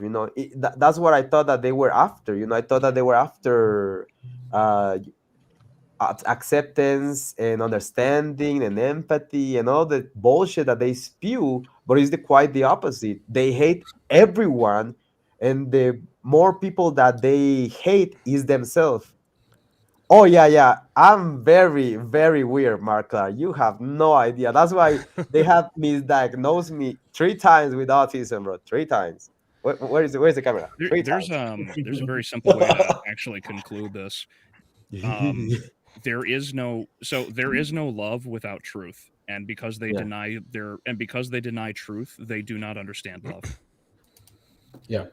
Or we could settle for photographic evidence, just like Macron has to do now. So, dude, I can't wait to see the DNA evidence come out. I don't care about the photos. Candace can have those. I don't care if she's got a burrito or a taco. I want the DNA evidence. They just want your vote. Yeah, they don't care about you. They do not care about you. They don't. Exactly. Okay. The what's that? Who's that famous detransitioner who's spoken out about this? There's lots. Chloe Cole. There's lots of them, Charles. Probably Nicole. I think I'm thinking of Nicole. No, Chloe Cole. Chloe Cole. Oh, my bad. Yeah. But she was saying how the trans community accepted her at first because she was exploring this, and the moment she had doubts, and the moment she started speaking about her bad experience, they became the most hateful and the most disgusting community ever. Yes. It was night and day for her. Yeah. Thanks, Justin, for the $2. Come for the nerd talk, stay for the politics. And and I've been saying this for so long. We're not the ones that made this political. We're not the ones that made a TV show just to stunt on the haters. I would love to be able to just talk nerdy stuff. Problem is, it all sucks now, and it's all become political. So I'm gonna get political. It's funny. I was watching this a YouTuber play a game the other day. No, I don't think that was that, but yeah. Yeah. And they were playing probably the only game that's like pro-conservative. It was a gun game, kind of similar to Duck Dynasty or something. And the guy was just saying, "Thank goodness for the Second Amendment," the whole time. And the YouTuber was like, "Man, sarcastic. I love when politics are put into games," and it was a very leftist community, the YouTuber. But I just immediately was like, "Which side has done this?" I'm sorry. Which side put politics into media, into games, and yeah. But remember, guys, all this chaos, people, shooting, assassinating people who just want to have discussions, and shooting up ABC when they cancel your not favorite TV show because no one was watching it, and threatening violence, and there was another shooting too. Anyway, sorry, my wife just texted me. All this chaos wasn't happening when Biden was president, guys. Oh no, you just had hundreds of thousands of people just burning cities. Trump's but it was mostly peaceful, so don't worry. We weren't shooting people when we were getting our way. I love that guy plantations. Yeah. Yeah. Oh my Lord. Yeah. If there is no better example to differentiate the temperament between the left and the right, politically speaking, the left shot up an ABC studio, goes out of their way to kill multiple illegal criminals, and attempting to kill ICE agents because people are being removed from the country when they shouldn't be, and a person that no one watches, and somebody who isn't watched gets canceled, so they start wanting to burn down the entire cities. Meanwhile, our president is nearly shot twice, and like the world's most favorite civil rights activist, let's be very clear, Charlie Kirk was a civil rights activist, and the most that we've done in response is wag our fingers. The most you could ever say was January 6th. Yeah. And that was incomparable. No, not anymore. No, Charles. Not you anymore. can't even say I know. 6 I already anymore. know what you're saying. Here's the thing. They won't. Where is it? It's at the end, isn't it? Almost 300. Sorry, Charles. You've activated my trap card. No, January 6th wasn't us, guys. It wasn't. It was 300 FBI plainclothes officers inciting all the violence, opening the doors, breaking the windows, and it was Ray Epps going around, "We need to get in there," and everyone's like, "No, we don't want to do that. This guy's a Fed. We've known it for years. It's official. The FBI just announced it. January 6th was an op, just like the whole Gretchen Whitmer kidnapping incident, where it turns out there was one guy involved who wasn't FBI. And the Patriot Front, that shit disappeared very fastly, right? That Patriot Front, remember that? Remember the Feds? Yeah. The Patriot Front, who all show up in matching costumes and never show their face. And the one time someone pulled their mask off, we immediately identified 4chan immediately identified that guy as an FBI agent. Yeah. They were doing FBI drills. Like everyone was like, "Okay, Feds." Wow. Yeah. So, but I mean, the reason why they were speaking so much about January 6th is because this is the only thing that they can point to and say. Yeah, and it happened directly after the years of BLM violence. And but yeah, those January 6ers, they're just as bad. Do we know? Obviously, we don't know, but I assume they know the identity of these 300 FBI agents because they need to be prosecuted, or I don't know if they should be. Well, they've a lot of them have come out and said no, like we felt like we were being used as pawns. It's the FBI, it's the people giving the orders, you know. Yeah, but, there's some of that, but that's, here we go. Following orders. Oh no. Ammo company unveils a new giant shell casing with more room for left-wing terrorists to write out all their motives in detail. That will be definitely has some good ones. They were on fire this week, dude. Oh, okay. So like fascism and hate are basically the ultimate cancer of society, and it must be stopped. Yeah, we don't stop. Hold on. This is way too. This is. See, I'm proving my. I can't. This is the grammar is too good. This doesn't make sense. Yeah, it makes. There's no oohs and There's no looks at oohs bulge. Yeah, there's no outfit These are change complete sentences. And Yeah. my love. It actually makes sense, and it's well written. Maybe we're overacting. Yeah. It's like, no, dude, we've. So here's more examples of the media just lying to you. They posted out this a couple times. This is what happened after the Charlie Kirk Memorial in Arizona. Those dumb MAGAs left trash everywhere. And what they left out of the story was this was the scene of the counter protests. Huh. So, screw them. Yep. I have seen. We're not the same. This everywhere. Is how we react, and that's how you react. Like Kendrick Lamar would say, they not like us. They ain't like us, bro. Here we go. CNN, Charlie Kirk Memorial was mostly hateful. Fiery, but mostly hateful Charlie Kirk Memorial.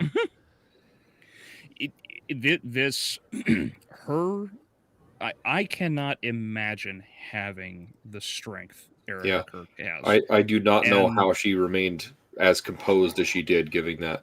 And then address. For them to, like, I don't know if you've seen any of the responses to what she said. Yeah. People genuinely. I had them a little later. Comparing her to Amber Heard being fake crocodile tears. Here, I'm like, here we go. There was one that really pissed me off that said white supremacy is crazy, but you're forgiving him because the killer is white. Like, yes, wow. yes. She's like, wow, she just barely found out the shooter was white, and that's why she's forgiving him. Absolutely insane. Destiny came out and said, this Charlie Kirk Memorial is indistinguishable from a Nazi rally, and F anyone who wants to pretend it's not. Oh, gosh. That young man, I forgive him. Adolf Hitler. Did you see that one? Who was it? The video of Hitler saying, "We will forgive them, and we will forgive the Jews." Yes, that was Stephen Crowder. Stephen Crowder, yeah. Oh man, that's a great. We will forgive the Juden, and we will forgive the Gazen. We will love all the Gazen. Yeah, I agree with Albeleo when he says, "What have Republicans done after this assassination, bro?" Yeah. These people need to be that is reason to prosecute. They need to be prosecuted. That is threat. Yeah, I don't really know. He's not gonna get anything, bro. That cannot be legal. Like some people have to start taking matters into their own hands, man. Like this is ridiculous. I mean, I'm not there, but that is the biggest weakness of conservatives is we don't use the law to do the right thing. A lot of the times we complain about whether or not to actually do anything, and a lot of the argument is if we do something, then the left is going to do something in retaliation. But they're already doing things, so it doesn't make any sense. And this is the biggest weakness of the right is that we don't do anything, which is what I've enjoyed this past few months because we have been. I disagree. Our politicians don't do anything. That's true. We do great things like this, like hold these memorials and right. I mean, they don't wield the power as they should. Yes, and our politicians don't do anything. Where are the protests? Where are the mass movements of like, right? Not the riots, but the Pacific, the pacifist version of the riots, right? Protest is the word you're looking for. Yeah, protest. Yeah, basically. So it's like we held one on January 6th. I don't know if you heard about it. No, yeah. No, but that was Feds. No. But good people showed up. Good people on both sides. Feds put on plain clothes and started smashing windows so that every single good person who showed up got arrested. Yeah. Yeah. I mean, for me, January 6th was a dumbass move. I was literally screaming in my Twitter account. And that wasn't us. Stop that. That wasn't us. They showed up to peacefully demonstrate. I know. The guy who showed up with the noose, the gallows, he was a Fed. Turns out Mitch McConnell was involved in ordering some of the Feds to do it too. Oh wow! Because he hates Trump so much. Yeah, I don't even know, man. Democrats confused after seeing conservatives hold weird Molotov cocktails that never explode. We had kind of already had this joke with that other meme, but I had to get to it. It's good. Thinking about that libtard woman on TikTok who we watched last week who was laughing because she said Charlie Kirk wasn't martyr material and that his death wouldn't matter. Yes, a larger funeral than Martin Luther King wasn't martyr material. Yeah, I mean I couldn't watch the funeral because I was in Mexico City, but I watched the clips and it was beautiful. Yeah, and maybe want to go to church again, but yeah, I'm not going to stand in these fucking dog shit Mexican churches, bro. We're almost that shit. We'll get to Alien Earth. Millions of Christian extremists gather to pray for those who want to kill them. How dare they? Yeah, they probably should have just let him have his debates. Yo, the other day, I didn't tell you about this. I was coming back from Mexico City, and my entire trip was full of people from the Latter-day Saints church. You know, like Mormons. Yeah. And I gotta tell you, bro, the guys were hotter than the girls, bro. I don't know what to tell you, bro. You know, just in case anyone was wondering whether Mexico was confused about his gender or not. I want to tell you, bro, like the chicks were so ugly that the guys were hands, like, you know, like the why guys do you think all we're look kicking like all of you Charles. guys out because you're coming up here and stealing ours. That's the real reason. Bro, I wanted to go and get some. No, I was joking. You familiar with them? LDX? It's hard to pull an LDS lady because you gotta get baptized first. No, he's like, I was like, hey, maybe I joined the church, right? And I was like, no. I'm going to have competition, bro. I'm not the most handsome guy there, so.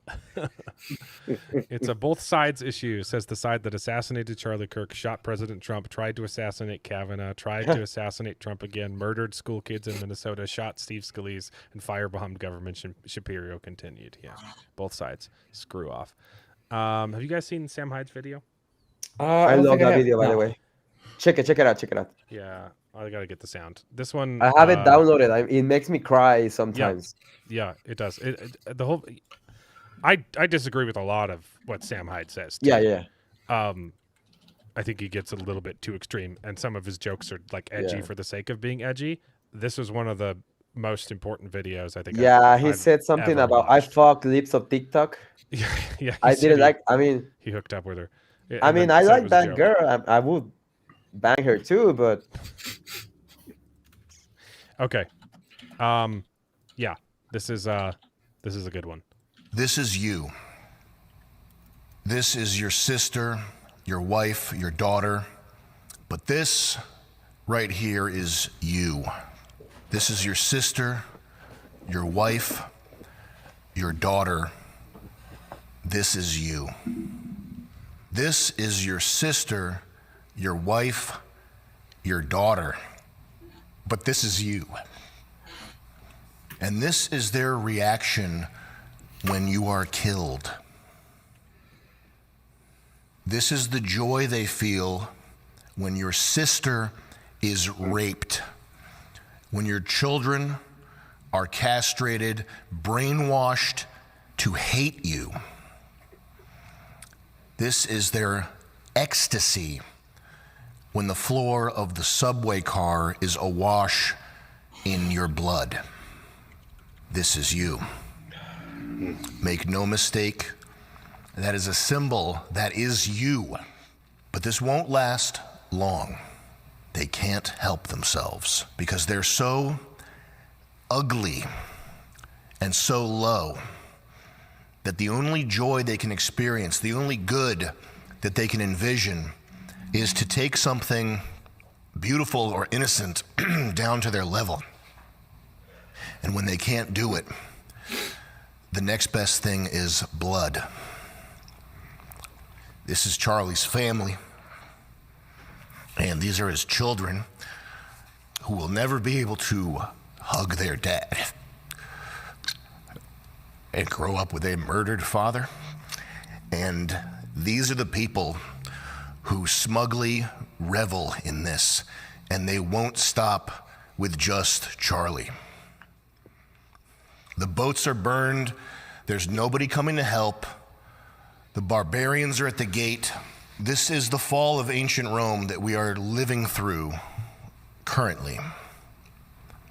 And what happens in the next 2 weeks is going to determine the future of mankind. That's not hyperbole. That's just how it is.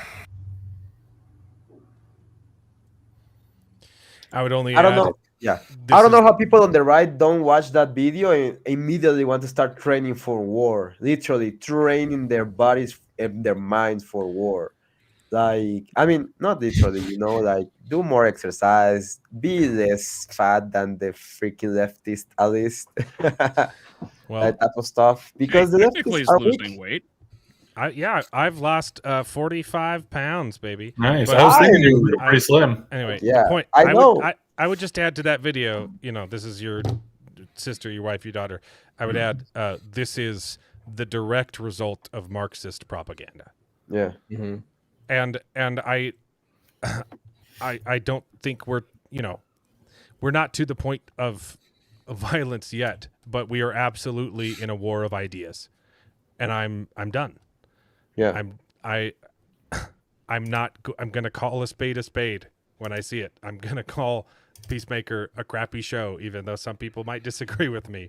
But it's awful. It's probably a good segue into the Marxist propaganda that is Alien Earth. But there's a few Babylon Bee memes. Lincoln was shot by a soldier, a Union soldier, celebrating the emancipation of the slaves. That's MSNBC. Oh man. And the Savant got postponed because it was going to be about MAGA. So Democrats head to gun range to practice for debate. So they're okay. Those are all the memes. They're out of the way. I don't really have anything to add for Alien Earth, so I might actually dip out now. Yeah. Yeah. I thought I was going to leave half an hour ago, but it's I not don't have just a lot me. of matting anyway. So The director literally said, Nice to "Hey, see you, bro. I made some Marxist propaganda, guys. See you, man. See you, See you next Jared. week. Later, buddy. yeah. Yeah, I'll stick around for the alien conversation because I don't care about spoilers. But then I'm Yeah. gonna. I mean, I won't this too. because I don't even know anything about it, We'll see. and I need to get hydrated and my medication on. Yeah. Yeah. Okay, But It's good to see you. Good to have you with us. yeah. No, Thank you guys he for made it- listening to me as always. He didn't. He made a joke about it, and then he came out later and said, "No, I was joking." But those are the kind of jokes I don't like. So, but that video is probably the best thing he's ever made. So. Oh, I thought that he actually did. That's No. He said he was being like in the bit. He was being playing it facetious. serious, but then he came out the next day. Oh, people got really mad. I was just joking, guys. No, he said because he didn't know that she was a mom. So he said, "Oh, I didn't know she was a mom. I really apologize about it." Yeah. He said, "I didn't know she was a mother. I shouldn't have made that joke." Exactly. Yeah. But he was joking, and that's the kind of stuff I don't like that Sam Hyde does. Yeah. I mean, I love his Twitter handle. I cannot say it out loud, but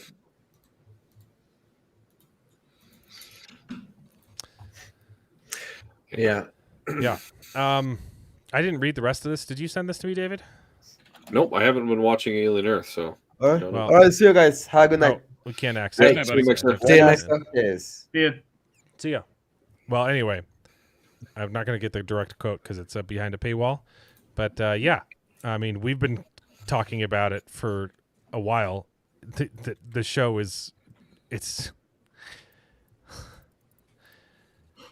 there's different classes of xenomorphs that are fighting amongst so themselves. okay, so the show ended this week, and it's so dumb. There's no point. There's no point to the TV show. Literally, the point of the TV show is it's okay to kill people if they have money. Literally, yes. Yeah. It is anti-rich. The show ends. There are no good people on the show. The main characters are evil, vile people who are okay with murder because they don't have money, and the people they're murdering do. Also, the show has nothing to do with aliens. There's technically an alien in it, and I don't know why, because they don't use him. They turn him into a dog. They turn the alien into a pet. They like train it. Yes. Yeah, I called this one like 2 or 3 streams ago. The robot lady learns how to speak the alien language, which I've already ranted about profusely, is stupid. She gives the alien commands. Wow. And it's not even verbal in this episode. She telepathically communicates verbally to the alien in this episode. Weird. He's in the middle of the jungle, and she's locked in jail, and she starts going, and the alien somehow hears her voice. Weird. And starts killing people because she ordered it to kill people. Yeah. So at the end of the previous episode, the alien... So after Wendy, What's-Her-Nuts, and Wendy, Nibs, and Hermit are about to get captured, the alien comes out of the grass, looks at them, and says, "Fuck this," and leaves. She literally just wanders into the jungle. Because she tells it to stand down. She tells it to stand down instead of save their lives. And in the middle of the jungle, somewhere lost on the island, the alien's just kind of wandering around doing nothing. It almost kills the doctor lady, but of course it takes one bullet to the head, which somehow glances off of it instead of dealing damage, and it runs away. Later, Wendy is trapped inside of a prison, which she can easily get out of, somewhere deep underground in the facility, and she does the audio. She uses somehow, I guess she's got a recorder stuck up her ass because she can just mimic the clicks and clacks that the aliens now for some reason are able to communicate with, even though that's literally never been a thing. I think what they were trying to do is that she was doing that whole like I can communicate through the TVs thing, but the alien was in the middle of a jungle and didn't have any TVs next to him. So how on earth did she communicate with him while she was in jail? Yeah, so she somehow manages to communicate with it from within a facility's basement while it's outside in the jungle somewhere. It hears her and crawls into the facility and starts murking people left and right. Because this, what was she, like 15-year-old girl? Like, she's totally okay with mass murdering all of these people. Which she was already okay with doing in the penultimate episode, but then stopped because she had a conscience crisis, and then reverted on her conscience in this episode and killed everyone anyway. Mm-hmm. Weird. She can remotely hack into and control technologies, which is never explained throughout the whole thing. No. This is the final episode. They have no answer for this. Right. Also, explain to me how Superboy Genius is capable of creating a computer, because he created her, that has the capability to hack into any computer on Earth instantly and get them to do anything. It's like literal magic. But he doesn't have that power. Yeah, like he is the creator of that technology and doesn't know that it exists somehow. He somehow created a supercomputer that has that capability and he's not aware of it.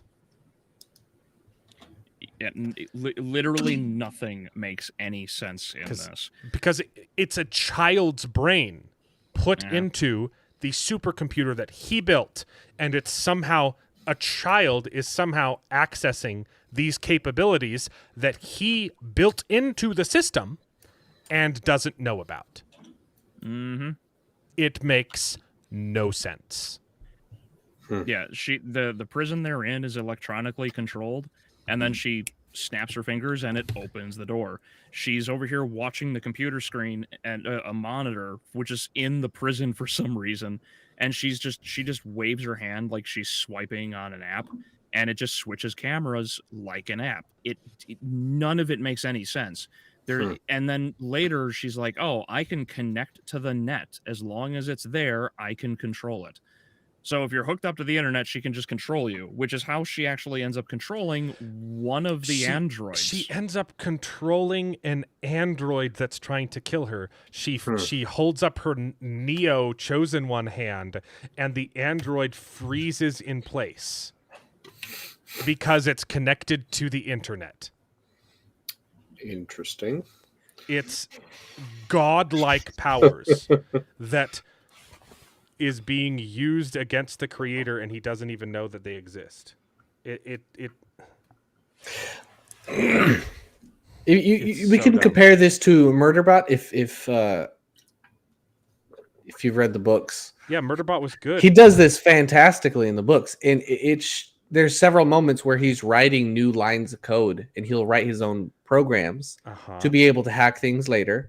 And he constantly encounters things that he can't hack because it's more sophisticated than him, or he doesn't have a way of accessing something that he can hack, like there's no connection to it. And I think that's fantastic. Whereas this, it sounds like they're trying to go do the same thing, but they're not thinking about it. They just want a cool moment. Because they're idiots. They don't know how to write stories. They're idiot writers who've never left LA and have never lived outside their studio apartments, and they don't know how real life works, and they have the audacity to lecture us about real life. This show was written by people whose mothers abused Tylenol. There's no other answer. Yeah. See, I was saying to my friend, I think that's going to be a really good thing. There are going to be a lot of Tylenol jokes. That's the new. That's the new R word. Is your mother did Tylenol? I'm just excited for your mom jokes to come back. So your mom is so anti-Trump. Have we heard anything about Severance season 3? The last we heard was like a few months ago. They said they're taking their time with it. And we also got confirmation that they know exactly how the series is going to end, which they alluded to before, but they outright confirmed that they know how it's going to end. Interesting that this is a novelty, that they know how it's going to end. Right. The way they justify. Sorry, I'm talking over. No, I thought you guys were done. I am. Okay, sorry. So the way they justify is they only use terminally ill kids. So the kids are going to die anyway, so they take their brains and put them into robot bodies. So, like, pretty ethical. I mean, the kid's going to die. You're giving him a new life. I can understand. I would say it's not ethical at all. Yeah. Okay. The kids are going to die anyway. I think it's the kids that it makes it sketchy. But I think people who are terminally ill should have the right to experiment. Yeah, the show doesn't even like justify the whole like Peter Pan metaphor thing at the end. Why which is even dumber? It like the only connection is that they'll never grow up. Literally, like that's it. I thought there was going to be some reason why he was so obsessed with Peter Pan. Nope. It's just because they're robots now, so they never grow up, and so he just has this obsession with it. It's deep because it's just a reference to a pop culture thing. Yeah, that's actually a really good way to put it. This show is as deep as Family Guy's references are funny. Yeah. Like that really is like the best way to put it, because it's like, hey, here's this story that people don't like because racism or some crap like that. Let's turn it into a metaphor for this show. What metaphor is that? I don't know. He's Peter Pan and we're all Wendy, I guess. Like, it literally does not make any sense. They do not justify it. There is no hook. There is no, in the literal sense as well. there is no hook. There is no alligator. There is no reference to your time is up. There is nothing. The actual deeper themes about growing up, about time running out, everything that the Peter Pan story is known for, they bring is up completely gone from this show. They literally just go like, "Hey, here's a concept. Do we want to explore that morally or philosophically? No, it's just a concept. It's just an idea I had. Let's move on. Oh, hey, here's another concept." Yeah, they tried to pull a Prometheus and did it infinitely worse. Like, I stand by what I said. This is the Rings of Power for the Alien franchise. The show doesn't even try to set up the movie. Like, usually when you get a prequel, it's like, oh, we're gonna allude to, hey, this is how all of the pieces fell into place for that movie that you really liked. Mm-hmm. The show doesn't even have an ending. It ends on a cliffhanger because I guess they want a season 2. But also, again, the way that it ends is even more confusing. You're like, I don't know how it's even possible that the Alien movie can exist in this universe. So again, why is it a prequel? This sounds like it needs to be a sequel. Because or it just needs to not be a thing. Oh, just like Rings of Power or Castlevania or Devil May Cry, any of these stories, it's about communists taking a popular brand, trying to revive it, and then using that brand like a hollowed out vessel to use their message. It's all Trojan horses. Yep. That's exactly what it is. In the end, because like they're talking about trying to get off the island and just wanting to live life and get away from the complications of things, yada yada yada. There's actually this moment where Wendy because her brother's like, oh man, life is complicated, and then Wendy, who's supposed to be 15 years old, says complicated is just an excuse for weak people to endure life without making changes or something like that. It tries to be this like deep line that's actually a positive thing, but they completely bumble it because it has no relation whatsoever to the situation. And if she's supposed to be a supercomputer, she should understand how complicated this is. She's a ghost in the shell, literally. Her brother is confused, trying to hate, like he hates that she's a robot, but loves that it's his sister's conscience in this machine. Mm-hmm. They never she completely disagrees. Neither of them are forced to ever address that. Yeah, there's no conflict resolution.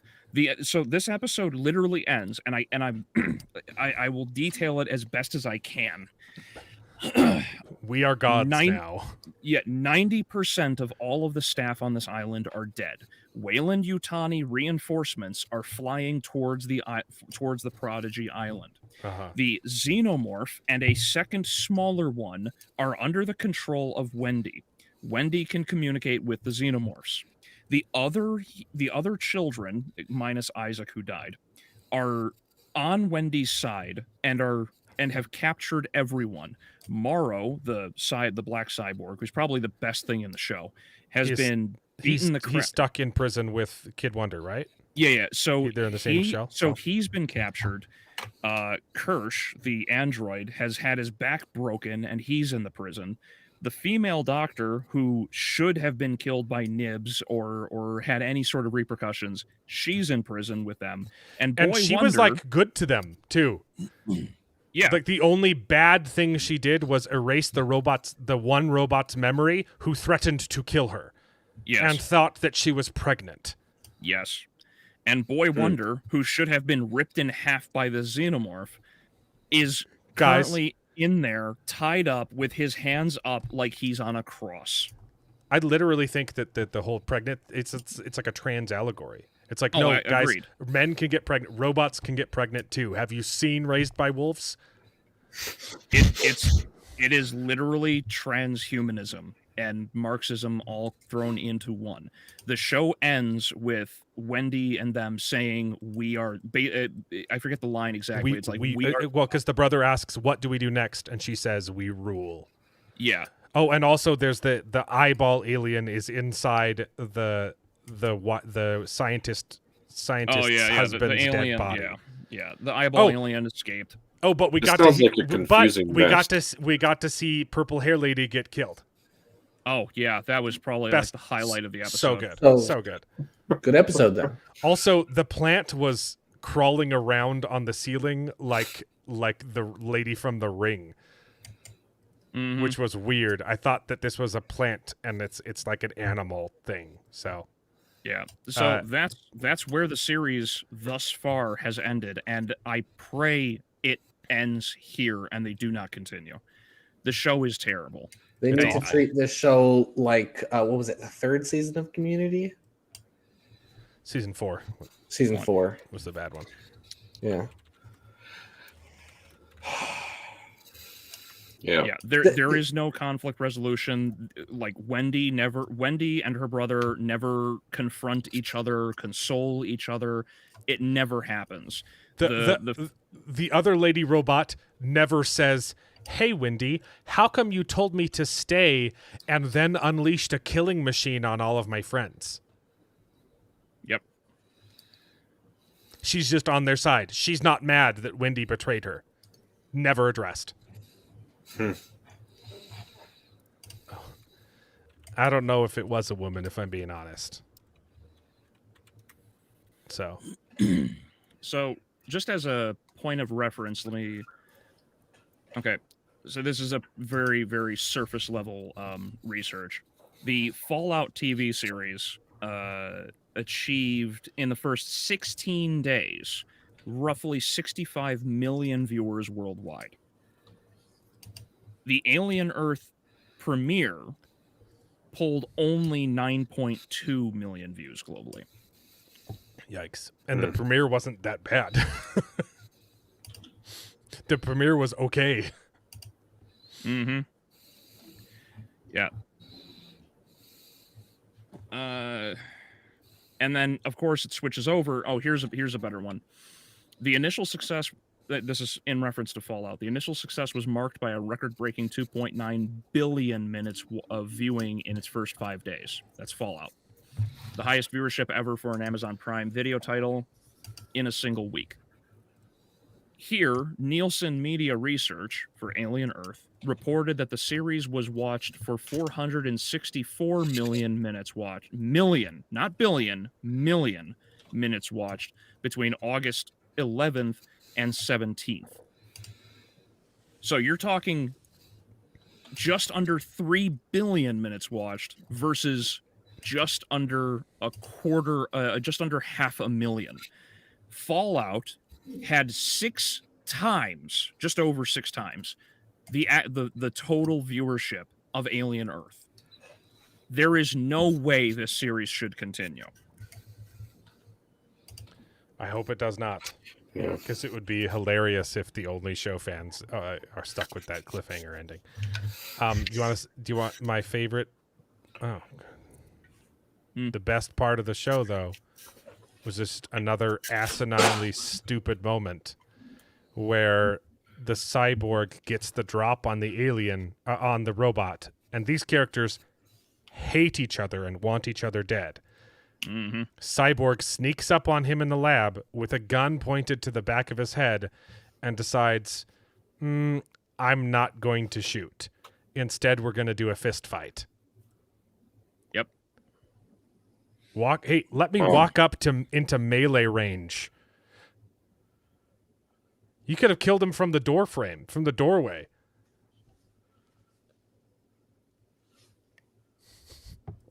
He had his gun out the whole time. And then it leads to it's a really cool fight scene. The fight scene's actually kind of okay. It's the only good part. Like, but it's set. That's the thing. You can fix that whole thing with him not having a gun. He's just trying to sneak up on him. Exactly. The guy turns around with a gun. Then you can and still he have the hits him scene. away.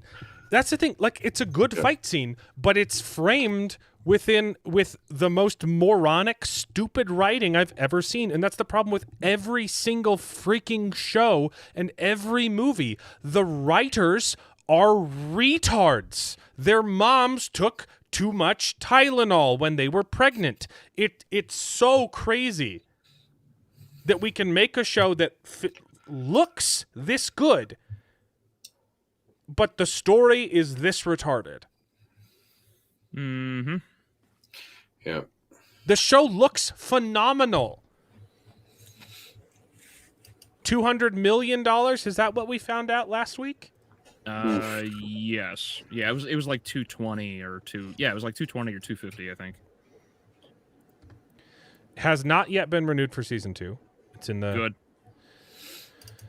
I mean, they obviously wanted one. I hope they don't get it because it's the 250 million. Sorry. Okay. Yet amazing shows like Firefly still get, or Raised by Wolves get canceled. Yeah, Firefly didn't even get canceled. Firefly got, shot in the foot before it even aired. Yeah, they aired that show out of order. And it was like during 2 a time slot, episodes they shy. literally tried to bury it. They're like, we're just going to let this air so we don't break contract. Yet they'll show something like this, and they think, go right ahead. Imagine if Joss Whedon had the budget of Alien Earth when he was making Firefly, and Firefly looks great. I think the movie looks much better, but it still looks good. Yeah, I'm really impressed with. I don't know how Firefly TV show budget between $1 and $2 million per episode. How many episodes are in Firefly? Like 12? It's 14. Sounds or right. 10 or 12 in total. It's like I'm 14 thinking or 15 in total because I think 14 episodes. I was thinking in today's standards of $14 million compared to $250 million. Even if you grossly overestimate that to 30 million because it's 2 per million, at 2 million. Even per episode, adjust that for inflation. It's like nowhere even adjusted close. for inflation, it's what 60 million at most. Yeah, that's crazy. 60 to 70 million. You're still looking at something that's 3 times cheaper. And you look at the quality of the writing, honestly, even the quality of the effects are better, I would say, proportionately speaking. Mm-hmm. Yeah, But some of the effects writing look goofy. Yeah. Albeleo, which is worse, Alien Earth or Battlefield Earth? Ooh. The effects of the I think you can watch Battlefield Earth and laugh along, though, right? Yeah, I can. That's the Transformers. It's all Scientology. I can at least have fun laughing at it. This Alien Earth sucked my soul out. I haven't seen it. Is it bad because of the writing or the acting? I know the acting's bad. It's everything. You want to see John Travolta in Alien I've seen makeup clips. and I've seen being clips. ridiculous? Yeah, well, it's. There are some elements that are actually interesting. It's not just a couple little moments. There's the point where these guys are they learn how to fly the old ships and they're looking around. They're looking at a map of the U.S. and they're like, "Where are the lines?" And the guy's like, "I don't know. Maybe they faded over time. We just we got to find where we're going, because they don't have a concept of states or anything." Yeah. Talk about the sheer hubris of Hollywood, which we've already discussed, but tack on the fact that they don't actually need to do their jobs. They could just use the source material. You could literally phone in your jobs, guys. Don't do any writing. Here's the thing, and it would be better. Yeah, it's interesting because we've been complaining for a long time that nowadays Hollywood is just remakes and adaptations, and now it's not even that. It's an original story remakes and sequels. Adaptations are adapt a movie into an original story and make it worse. It's the worst part of making an original story and the worst part of making an adaptation, and they're combining the two. Yeah. So I don't. Was there anything else? This episode was just so. Also, nothing happens in this episode. It's a very boring episode. It's very slow. Boy Genius. Again, they teased having a good idea and didn't have the balls to execute on it. They tried to have the eye alien take the brother. They tried to feed her brother to the eye alien, but then she comes in and saves the day. So for the second time in a row, they've teased at a more interesting story and failed both times. Weird. Robin Hood. I don't think I've seen the trailers, but I have heard that Sean Bean's in it, so I'll be watching. Ask AI to reference the source material. Yeah. Vadion liked Battlefield Earth. Oh, the book. Okay, got it. Anything else to say about Alien Earth? It's just retarded. It's obnoxiously stupid. It's soul draining. I hate that this is current era aliens. I hate that they didn't do anything interesting with the eyeball alien.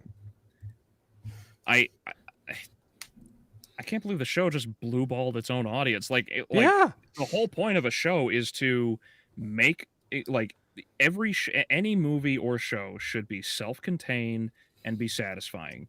This is neither. They had 20 Chekhov's guns that never went off in the show. Mm-hmm.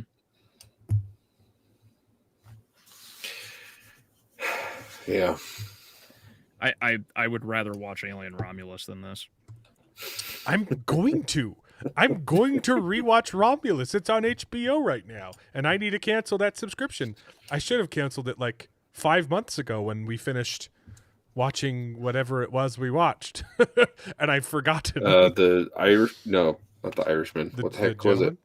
The Gentleman. That was 2 years ago. So no, it better not have been The Gentleman. the Tom Hardy and was that Pierce on HBO? Brosnan. Yeah.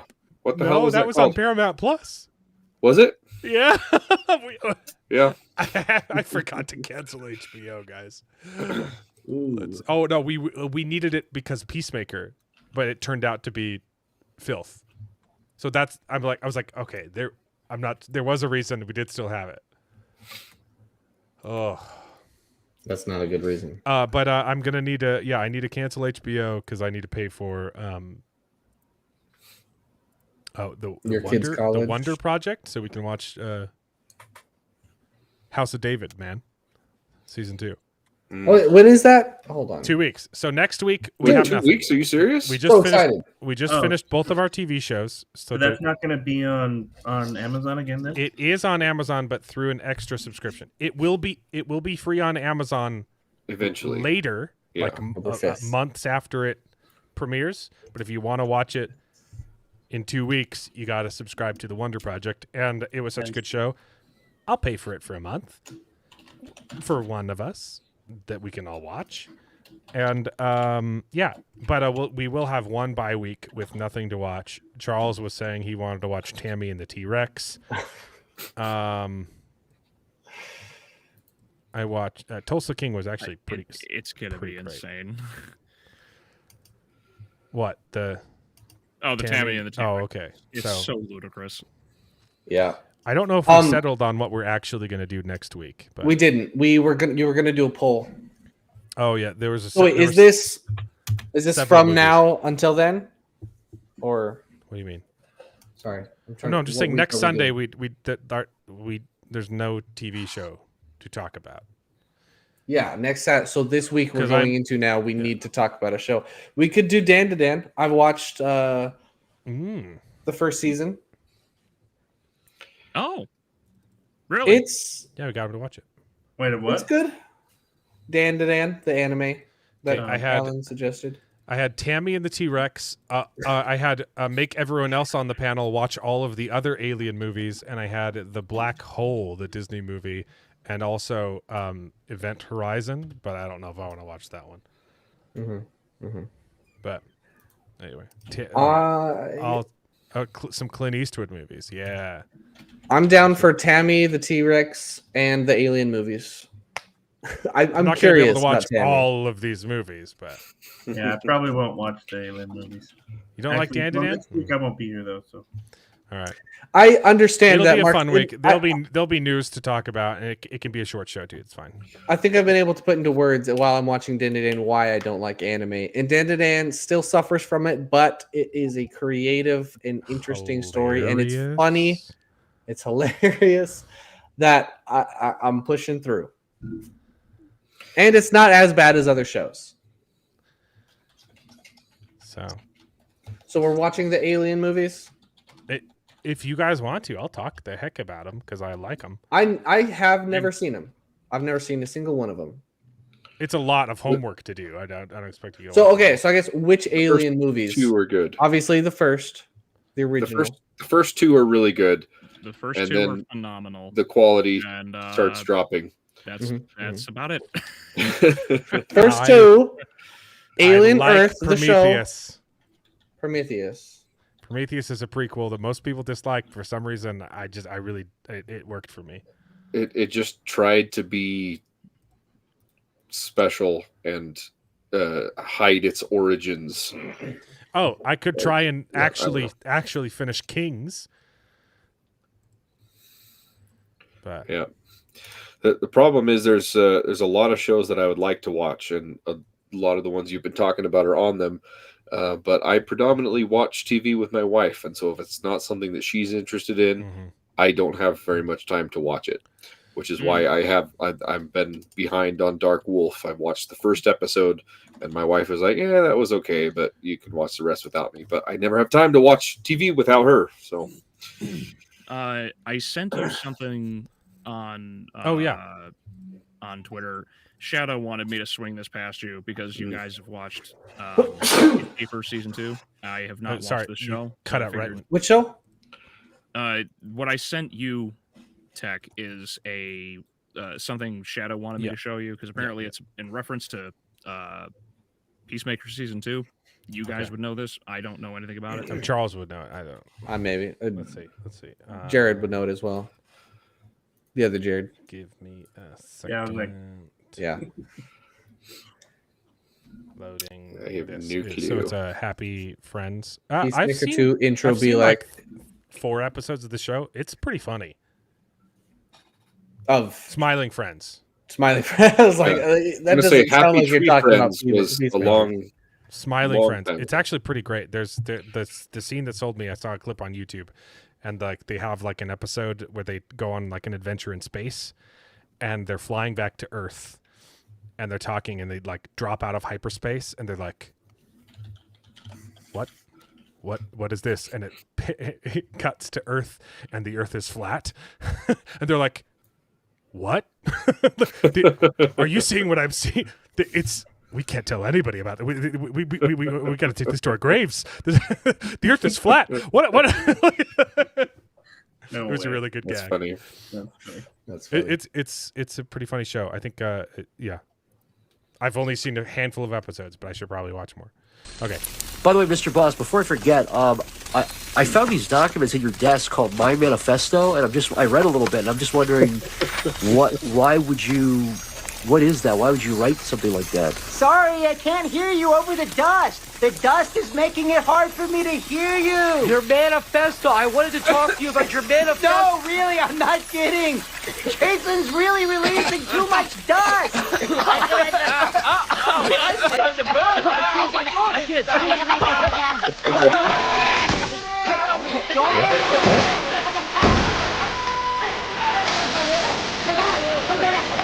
Not back of your show.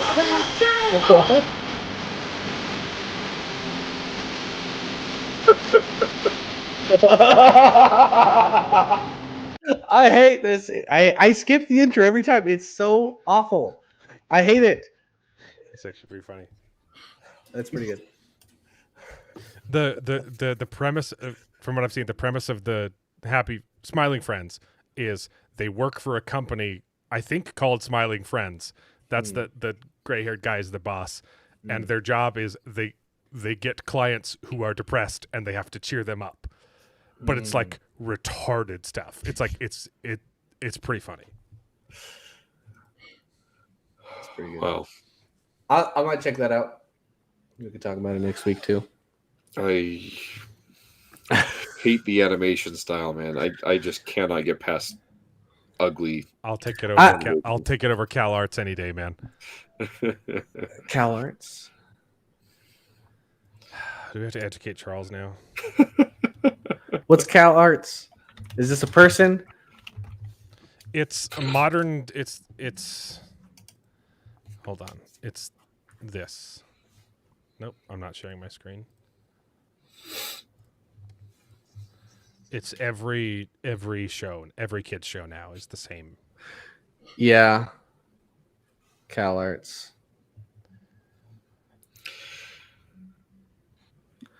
And I don't know. And every Pixar movie now. The Pixar used to look true. good, and now it looks horrible. I can't it's stand just Pixar 3D anymore. bean mouth. I'm so sick of it. Yeah. I get it. I still think that looks better than whatever the heck that was. And I think Coco looked okay. See, Coco's like, Coco- it's stylized, Yeah. but you believe that they're humans, Right. right? And then you get. I don't know. hate it. I'm not. I can't stand it. I don't have a huge issue with it. yeah, Yeah, I it's get worse. it. It's even worse in 2D. It's literally it's. I don't know. I don't have a huge issue with it, but I get it. Hey, Mark Clark will forgive Wally's me. great. I'll be an old. There's like no dialogue in Wally. Yeah. It still is a forgive us. tear. That's what's great. There is no dialogue. There is. I will some. at least watch Tammy and the T-Rex for next. Yeah. Did we determine if that was streaming anywhere? I have no idea. It is free on several platforms. Okay. Oh Let me boy. verify.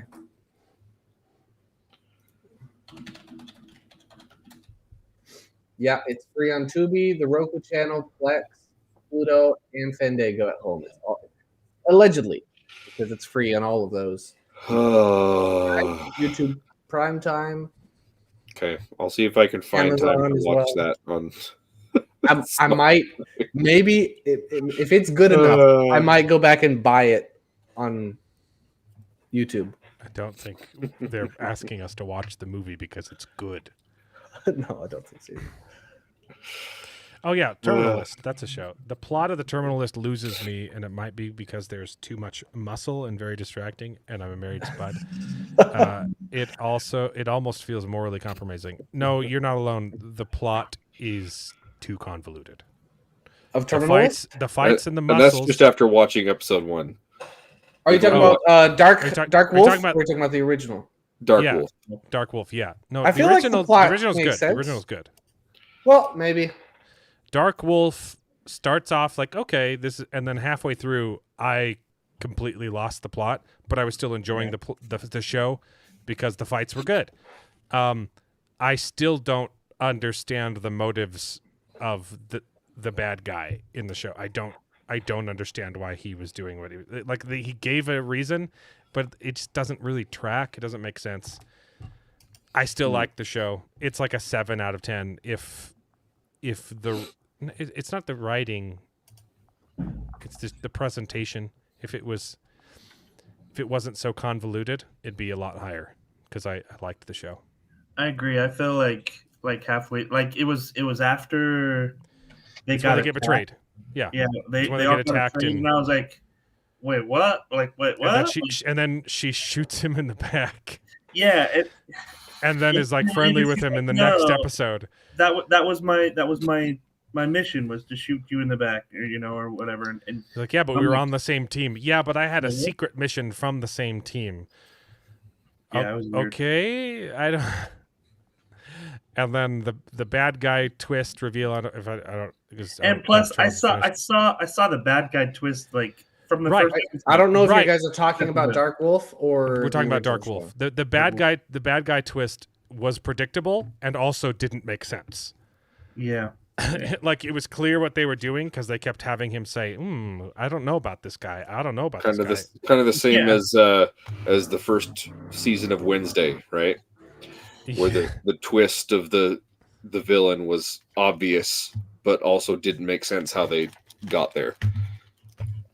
I didn't actually watch that one, so I'm not sure. Yeah, I haven't seen Wednesday. Yeah, I didn't. I've heard the second season is pretty good, but I've heard the exact opposite. I've only heard that from 2 people. So I didn't know. Heard the exact David, opposite. I didn't know you watched Wednesday on purpose. No, I didn't. I'm just taking it from what you said about it. Yeah, it was terrible. Yeah. So. Yeah, I still quite enjoyed Dark Wolf. You can kind of watch and turn your brain off because it's gonna be confusing anyway. But it was good. It was a good show. The 2 like big fight scenes in the last 2 episodes were phenomenal. Like the big, he was like, oh, that was cool, and then that was good too. Really good. The one at the start of this episode, the airplane one in the penultimate episode. Yeah, airplane scene's great, and then the cabin one? The British cottage scene is pretty good. Yeah, it's the Skyfall scene. Oh yeah. It's the Home Alone. yeah. I see what it's you're Home saying. Alone with guns. Yeah, it was good. I liked it. And the last episode felt better. You definitely get more of the reasons why, right? Like the last episode tries to explain, but we've been confused for like 5 episodes now, and so you're like, okay, I guess that's an explanation. Sure. Yeah, it still wasn't pleasant though that you made this so confusing. Yeah, and there was the point too where like he wasn't involving the rest of his team for that first part. That made no sense. They're like, they told us that we couldn't get involved, and then it shows them getting involved in the next. Yeah, so you could do the next part, but you couldn't do the first part. What was that? I mean, it was cool because he had to do it alone. It was a really freaking cool scene. Yeah, but it didn't make sense. Yeah, because literally the last episode ends with all of them getting burned. Like all of them are in the same situation. And then it starts with them just like walking into the FBI and they're like, hey, I know we're burned, but also we have proof. Did you bring it? No. Why? Reasons? I don't know why they didn't bring the proof to the meeting. Well, no, it because it showed Hastings, and Hastings had already gone off by himself at that point. And Hastings was the only one that went in the FBI and was in that room. So he had kind of gone back and he didn't have all the information, right? So he had no, that makes sense. That makes sense. So that's I was playing Silk Song and watching it. Okay. Oh, I see. Okay. Yeah. But it's because I had already gotten confused. Okay, and so I'm like, I might as well just stay confused, and I would pause it like when it got to a good part. Oh, okay. And then, But yeah, I mean, but it still didn't make sense why they weren't there with him. I was like, and they even tried to explain it. They're like, so why couldn't we be there? And he's like, I did want you guys involved. It's like, okay, but like, anyway, but it was all right. So the last episode was good, and it was good. Yeah. I enjoyed it, but I was not too spoilery. The one scene was kind of silly where they're taking out one of the bad guys, and it's next to a park with children, and rather than using a gun, he uses a car bomb, and you're like, what? Yeah. Well, that was a little too much. And also kind of the issue I had with season 1 too. Yeah.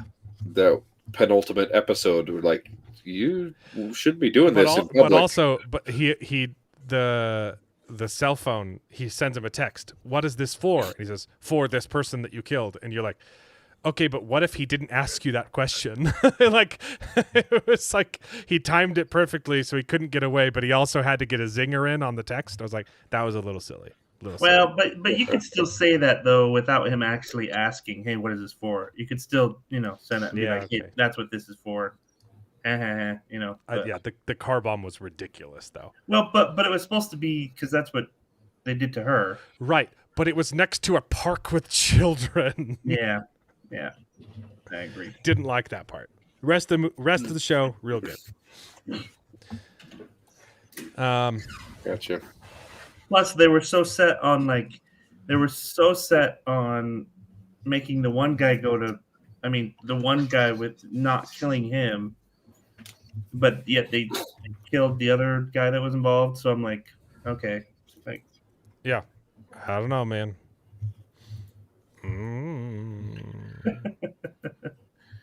But it was still good. I still enjoyed watching it. It was fun. Really good action. I'll go finish it eventually. Yeah, me too.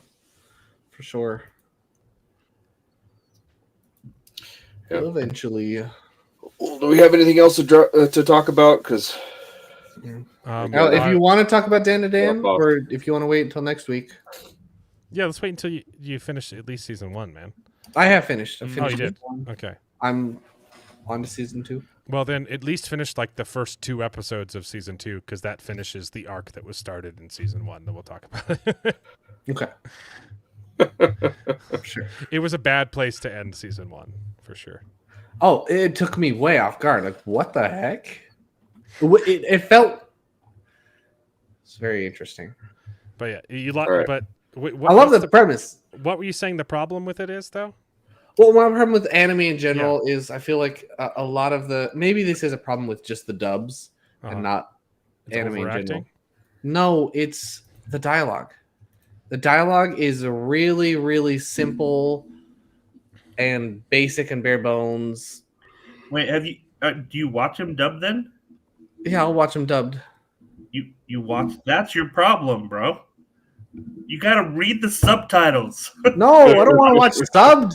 No, you gotta watch them with the original language and read the subtitles. What is that gonna do for me? What is that gonna do for me? It's why better. Why? I think I would not pay attention to what the characters are saying. It doesn't matter if the voice actors are better. I'm not paying attention to them. Yeah, but if you dub it, then the whole time you're thinking, well, that's weird. That's not what they're saying. That's so weird. Like, that just feels off. That's what you're doing the whole time. I just think you need to dub it better. You need to dub it better. The voice acting for Dan to Dan is pretty good, though. Like, plus it's much better than other animes, for sure. Plus, the emotion of the original dialogue is so much better than what I don't care. I'm not going to pay attention to it. I'm not going to ever pay attention to the acting of another language. Look, I'm racist. If it's live action, you have to do subtitles. If it's animated, I don't care if you watch dubs. No, it's just extra work. I agree for the most part. Yeah, the lips never line up to the Japanese audio anyway. No, yeah, they do pretty good. You got to be careful with dubs though, because some of the translators are stupid. But the voice acting in Dan to Dan is pretty good. It's pretty good for sure. No, it's much better to watch them not dubbed. That's the issue you're having, is that you're watching them dubbed. Just if you also, I don't know. If you're not excited about the dialogue, just wait for season 2's 10-gallon wiener. Oh, there's so much. There's so much wiener talk in this show. What the heck? So, you want to know the premise? David, his balls. His testicles get stolen by a ghost, and he has to get them back. Okay. Wow. It's so stupid. Is he going to get his balls back? No. Martinez had those wrapped up for years, so. It is incredibly stupid. And they find every opportunity to make it worse. When the pink-haired chick finds his ball and she's constantly fondling it because she doesn't know that it's his testicle, Okay, turns- yeah, she I may thinks need to drop two. All right, she you guys thinks have it's a It turns gift from in, God. it doesn't look like a testicle. It Yeah. turns into like a Aaron, stay with us golden and talk snitch. about Japanese students and his A balls. golden snitch ball. Yeah. So it doesn't look. Anyways, She doesn't see like a shriveled sack and like, ooh, I'm gonna fondle it. Ooh. no, it's a golden ball, but wow. still, she's fondling it every moment she gets, and it's just they did this on purpose. Yeah, it's because it's a gag. Yeah, it's a funny. good one. I It's very funny. laugh at it. It's funny. Even if David comes back, I'm not letting him back in. I don't think you will. But anyway, Anyways, I haven't seen him. So if you guys do want to keep talking about it, you can. I think but we'll go because you need to watch the first couple episodes of season 2, and then we can talk. We about, could talk. the Yeah, full, we could talk more about the it full like first arc, which is pretty good for sure. We'll talk about it next week. I do think the intro for the first season was way better. Yeah, season 2 intro grew on me though. I didn't Yeah. like it the first time I saw it. I So- like it now.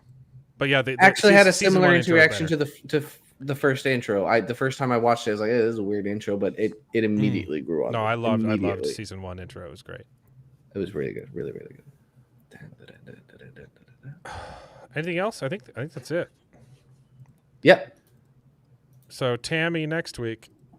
Albeleo, Tammy, you're always alien welcome movies. to join us if you want, but Alien's over, so we probably won't see you for a while. I'm Well, sorry, that show is. are we talking about the movies? Huh? Are we talking about the Alien movies? I think Charles might watch the movies, so if you want to make fun of him for his bad opinions, please come back on. Sure. So, all right, cool. Yeah, that's about it. I mean, I'll be streaming Silk Song until I beat it. I think I'm actually getting pretty close to beating Act 2. I'm just 100%ing it, so it's taking me forever. But Albeleo, what are you doing? You still playing Doom, or did you finish? I will be doing the finale for Doom Eternal this Friday, and then I'll continue the DLCs afterwards. Are you doing the new one, the gay one? I already beat Dark Ages. Oh, I thought you were playing them in order. Yeah. So I did chronological order. So I did Doom the Dark Ages. Is Dark Ages a flashback? Dark Ages takes place before 2016, and Eternal is the last in the timeline. I thought he gets like sucked into a time vortex, and that's why it was called Dark Ages. But no, I never finished the 2016 Dune. That was the reboot. I was on like the last level, and then something happened, and I just barely realized I never finished that game. It was great. It was great. Yeah, no, all three of the reboot Doom games are solid, great. I thought a lot of people were complaining about Dark Ages, but I have heard some people complain about the newest because they got rid of some of the kill moves at the end. So I don't know. Some of the glory kills were Glory removed. kills, They're not. It's not the same mechanic. The mechanic It is slows there, down, right? It's altered. Yeah, because they the said it game was focuses slower. so heavily on the shield, so you have something that can save you and defend you. But the game also got shat on because you can customize like literally everything: enemy accuracy, enemy damage, health, the reaction window when you deflect something with the shield, how long enemies stagger, the speed of the game. You can customize Doom, the Dark Ages. Why is that a bad to thing? your personal benefit? You can make it as easy or as hard as you want it to be. I put it up to I only cranked it up one difficulty to ultraviolence, and I maxed the speed of the game to 150%, and I beat it with a busted mouse. So it's not hard like Doom Eternal. Eternal has a way higher skill ceiling. That's inarguable. But the first one didn't seem too hard, but I also didn't beat it. So yeah, 2016 is a really solid blend of what would become the modern mechanics and the old school Doom games. It's a fantastic blend of everything. It was really and fun. after you play through Eternal and then the Dark Ages, if you increase the speed, 2016 is so painfully slow. Yeah. It felt pretty fast. It felt pretty fast when I was playing it. That's not how I normally do shooters. I get a sniper rifle and I take it slow. Yeah, 2016 for its time was like hyper fast compared to most shooters. And then Eternal came out, which ramped up the speed, and Dark Ages is even faster, which plays better to my play style than Eternal does. Cool. So when I beat Dark Ages and then went back to 2016 because I was doing them in chronological order, I was like, this is like painfully slow. I was like, please, like speed up. I want to come on. I thought you said Dark Ages was slower. Did you say? Do you just say it was faster? No. 2016 is slower. I said what I said is after I played Dark Ages because I kicked up the difficulty one rank and I maxed the speed at 150%. Okay. So it's then going back to the first game was slow. Going back to the 2016 game, which has none of these modifications, the 2016 game is painfully slow by comparison. Yeah. And so like you play it and like going from Dark Ages to 2016, you literally feel like Neo. You're just like, I see you're winding up here. There's the start for that frame. There's your keyframe. You're just like la-di-da-di-da, just doing all kinds of shit because the game is so slow by comparison. You go back and watch one of my streams. You'll see the kind of chaos that like Eternal and Dark Ages are. Yeah. And then you watch me go through 2016. The only reason I died so much in 2016 is because I was missing ledges. That's it. Cool. Well, I need to finish Doom. But I was shocked when you started streaming all of the Doom games at how many Doom games existed that I didn't know about. With like the older ones with like, hey, this is like another level pack. And there's like 30 of them. I was like, I haven't heard of any of this crap. I thought there was Doom 1, 2, and 3. Yeah, there basically are, but there have been official packs that have been released throughout the years. So it's not just Doom episodes 1 through 3. Yeah, I did a lot of Wikipediaing. Yeah. Okay, so you know what I mean. Like, there's a ton of Doom because there's been so many. And it's not just like, mods creating new levels. Like, they were officially released. Hey, here's 30 extra levels for Doom 1. Yeah. Yeah, that's why it took me so long to get to Dark Ages. It took me you've been doing it for like a year. I've been doing it for like 3 months, and I'm still fighting demons in hell. I still have to get through the rest of Eternal, and then there's all of Doom 3 with its 2 DLCs. I was looking at it, Mark. Sorry, you can go first. Well, just if you do like Dune, you can thank the Mormons. So, wait, what? Yeah, we made Doom. Oh, I had no idea. Heck yeah. Well, one of us did, but anyway, I haven't played any Silent Hill games though, but I've heard this new one's interesting. Yeah, I've looked at it. I've been getting more into this kind of genre with Resident Evil and other games similar, but I have not tried it yet. I haven't played a single Resident Evil game either, though. They're fun. Definitely recommend 4. Most people will say 4 is the best. My favorite is probably Resident Evil 2 Remake.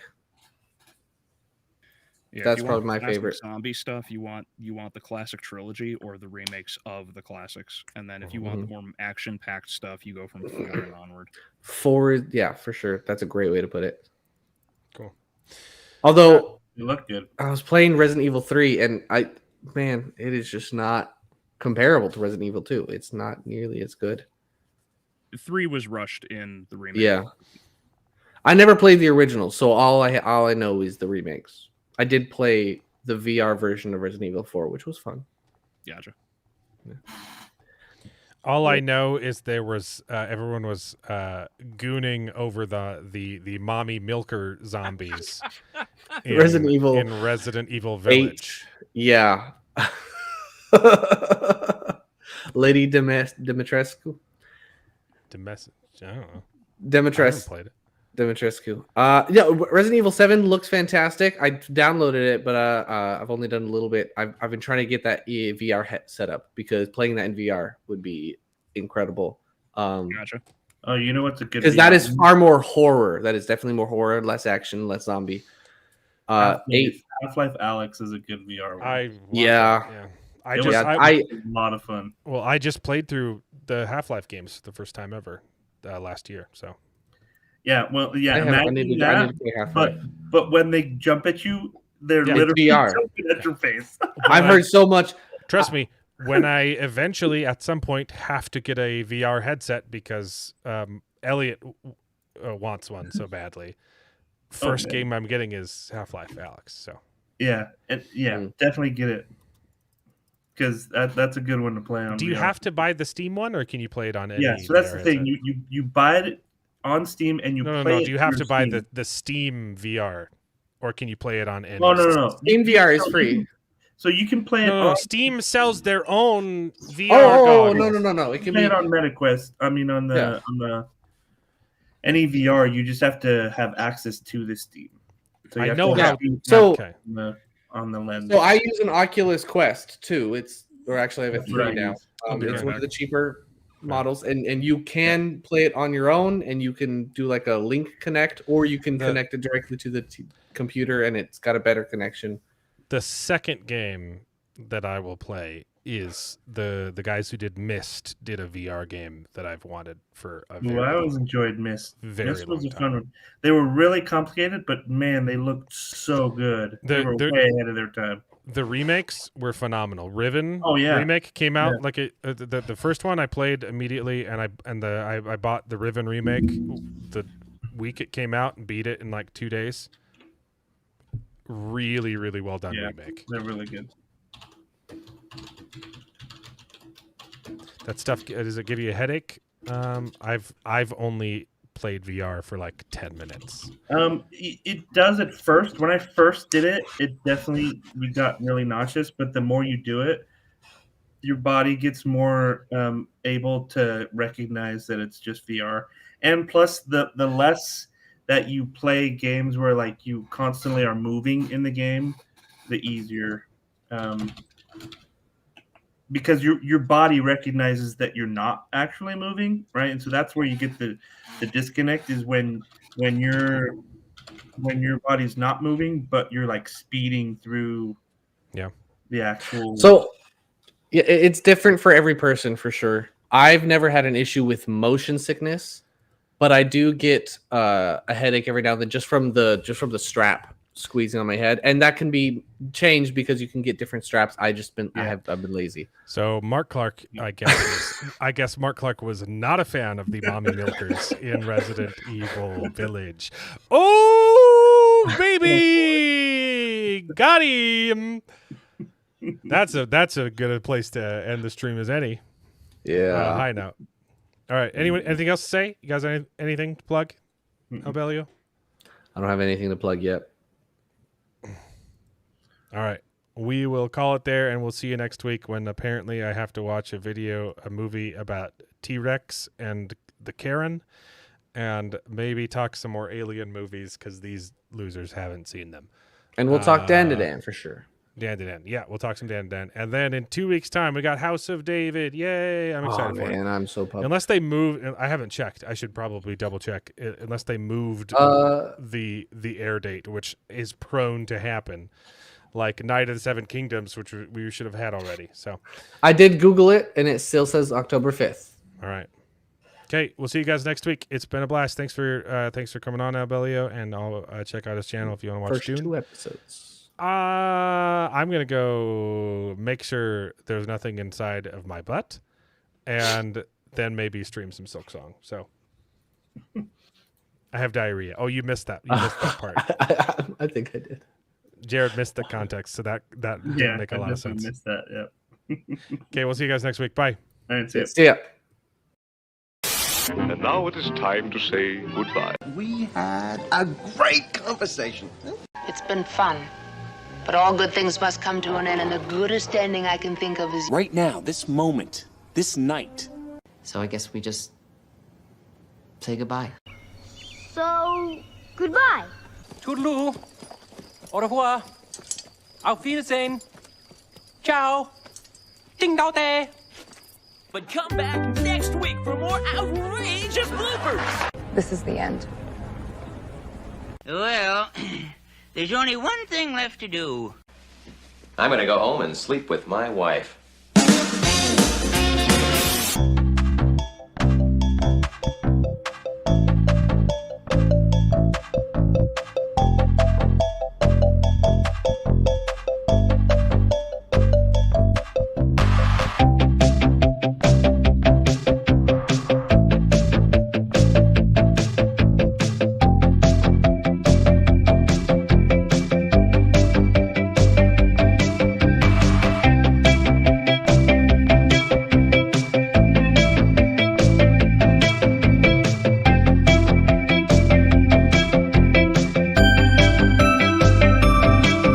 Well, I hope you enjoyed the video. If it's true, please take a minute to subscribe to the channel, and you can join us along for the ride. And if you pay me, I'll try to be more entertaining, so please consider joining Patreon and getting your name in the credits with pride.